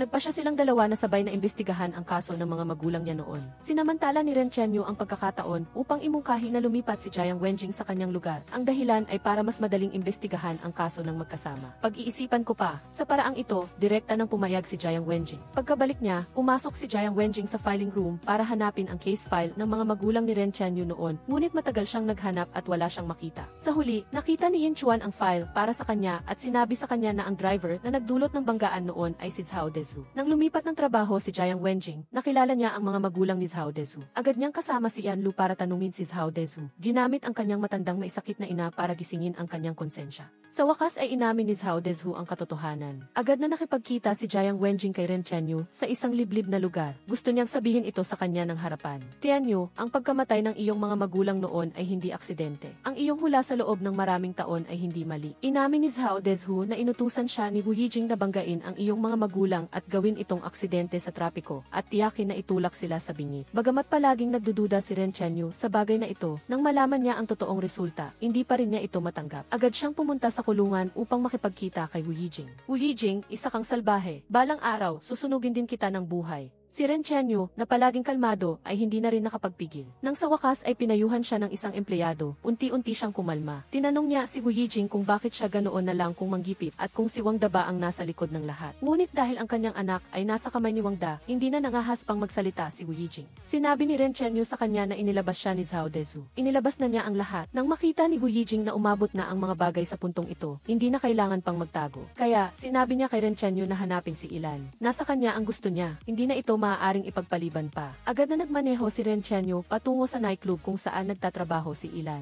Ngunit bago pa siya makapasok, nahulog na si Ilan mula sa itaas. Isa pang buhay ang nawala sa harap niya. Sa tuwing nagkakaroon siya ng bagong pag-unlad, laging naunahan siya ni Wang Da. Wala nang magawa si Ren Chenyu. Wala na si Li Wan, wala na rin si Ilan. Ang lahat ng nakakaalam ng katotohanan noon ay wala na. Ngayon, si Wu Yijing na lang ang natitira. Ngunit ang kanyang anak ay hawak ni Wang Da bilang hostage. Kung hindi niya mahanap ang kanyang anak, hindi magsasalita si Wu Yijing. Ang tanging paraan ngayon ay mabilis na mahanap ang kanyang anak. Tanging si Lin Weiwei lang ang makakagawa nito. Ngunit mula nang malaman ni Lin Weiwei na namatay na rin si Ilan, labis siyang natakot. Alam niya na si Ren Chenyu ang susunod na target ni Wang Da, kaya gusto niyang umalis sila ni Ren Chenyu doon. Hindi sumang-ayon si Ren Chenyu na umalis. Saan tayo pupunta? Maaari tayong lumabas ng bansa. Maaari tayong pumunta sa ibang lugar. Sa tingin mo ba ay basta na lang tayong makakaalis? Kung aalis ka, paano na ang tiyuhin mo? Paano na ang anak niya? Ngayon, si Lin Weiwei ang pinaka naghihirap. Sa isang banda, ang sarili niyang ama. Sa kabilang banda, ang kanyang tiyuhin at kapatid. Ano ba talaga ang dapat niyang gawin? Sinabi ni Ren Chenyu sa kanya, ikaw lang ang makakahanap sa kinaroroonan ni Yin Chuan. Ikaw lang din ang pinaka nakakakilala kay Wang Da. Pagkatapos, pinuntahan niya si Wang Da at sinabi na gusto niyang makita si Yin Chuan. Tingnan ang kalusugan ng iyong pinsan at pagkatapos ay sasabihin ko sa iyo upang makatiyak siya doon. Sa ganitong paraan, hindi siya magsasalita ng walang habas doon. Sumang-ayon din si Wang Da agad na tinawagan ni Lin Weiwei si Ren Chenyu. Alam ko na kung nasaan si Yin Chuan. Bilisan mo at iligtas mo ang bata. Nahanap na ni Ren Chenyu si Yin Chuan at pumunta muli sa kulungan upang makipagkita kay Wu Yijing. Sinabi niya sa kanya na nahanap na niya si Wu Yijing, ngunit masama ang kalusugan nito ngayon. Wala na rin si Ilan. Isang masamang matandang lalaki si Wang Da. Wala talaga siyang pinalalagpas. Dahil dito, lalo pang nalungkot si Wu Yijing. Ang pagkamatay ni Ilan ay kasalanan niya. Ngayon sa wakas ay nag-isip na siya ng matino at inamin ang lahat ng kanyang nakaraang krimen. Ang lahat ay inutos ni Wang Da. Bukod pa rito, sinabi rin niya kay Yin Chuan na may ESP si Ilan. Ngunit dahil namatay na siya, malaki ang posibilidad na nasa bahay niya ang East. Kaya, lubusan na kinapapa ng pulisya ang bahay ni Ilan at sumama pa si Ren Chenyu. Ngunit wala silang nakita. Ngunit nakita ito ng kasintahan ni Ilan, si Zhang Yuxing. Wala silang magawa kundi hanapin ang mga pahiwatig mula kay Li Wan na namatay na. Malamang na mayroon siyang gustong ibigay kay Ren Chenyu noon. Kaya, inalala nila ang sitwasyon noon at sinundan ang direksyon ni Li Wan na kumpirma nila na sa ilalim ng tubo sa tabi, nakahanap nga sila ng pahiwatig. Ito siguro, di ba? Maaaring dalhin ko ito para kumpirmahin. Ang lalaking nakakita ng balyena sa loob ng kahon. Lumipat ang kanyang kasintahan. Kinuha niya at tiningnan ang pamilyar na balyena. Ito nga iyon. Naikwento na dati ni Jiang Wenjing sa kanya na ang batang kalaro niya noon sa taguan ay palihim na umalis, iniiwan siyang umiiyak doon. Sa sandaling iyon, lumapit ang isang batang lalaki at binigyan siya ng balyenang ito. Salamat, inilagay ni Ren Chenyu ang balyena sa mesa, pagkatapos ay lumapit at niyakap si Jiang Wenjing. Ang galing na mayroon ka, ang galing na mayroon ka. Nagalak silang dalawa para sa isa't isa. Pagkabalik niya, tiningnan ni Ren Chenyu ang dekorasyong balyena at naalala ang sarili niya noong 11 taong gulang nang bigyan siya ng kanyang ama ng balyena. Pagkalabas niya, nakita niya ang isang umiiyak na batang babae. Kung hindi ka naiiyak, bibigyan kita ng regalo. Okay ba? Ibibigay ko sa iyo ito. Pagkatapos noon, masaya silang naglaro. Ngayon lang nalaman ni Ren Chenyu na ang batang babaeng iyak-iyakin noon ay si Jiang Wenjing. Ngunit nagmamadali siyang imbestigahan ang kaso ng kanyang mga magulang noon, kaya hindi niya nasabi kay Jiang Wenjing. Sa huli, sinabi ni Wu Yijing sa kanya na si Lin Weiwei lang ang makakatulong sa kanya ngayon. Kuya, ama niya yon. Noong taon na yon, nagkaroon ng cancer ang ina ni Lin Weiwei. Kung nalaman ito kaagad, may posibilidad pa sanang magamot. Ngunit palihim na binago ni Wang Da ang medical records na naging dahilan ng pagkamatay ng kanyang ina bago pa man siya magamot. Agad na sinabi ni Ren Chenyu ito kay Lin Weiwei. Bagaman alam niya ang katotohanan at agad na bumagsak, si Wang Da ang kanyang biological na ama. Wala na siyang ina. Hindi na pwedeng mawalan pa ng ama, kaya sinisi niya si Ren Tianyu. Kahit hindi nila sabihin ang katotohanan, alam na alam pa rin ni Lin Weiwei. Hindi lang si Ren Tianyu, kundi pati na rin ang tiyuhin niya, ay ginagamit siya para kalabanin si Wang Da. Wala na siyang pag-asa kay Ren Tianyu. Ayoko nang gumawa ng kahit ano. Gusto kong umalis dito. Nagpa siya akong umalis dito. Pag-uwi ni Ren Tianyu, nakita niya ang isang ASP at isang sulat sa mesa. Nang buksan niya ang sulat, nalaman niyang galing ito kay Zujin. Ang AFS Gu ay naglalaman ng ebidensya ng krimen ni Wang Da. Tumakbo siya kay Wang Da para humanap ng ebidensya para kay Ren Tianyu. Nalungkot si Ren Tianyu nang malaman ang tungkol sa ebidensya. Gusto niya itong ibigay agad sa pulis na si Zhang.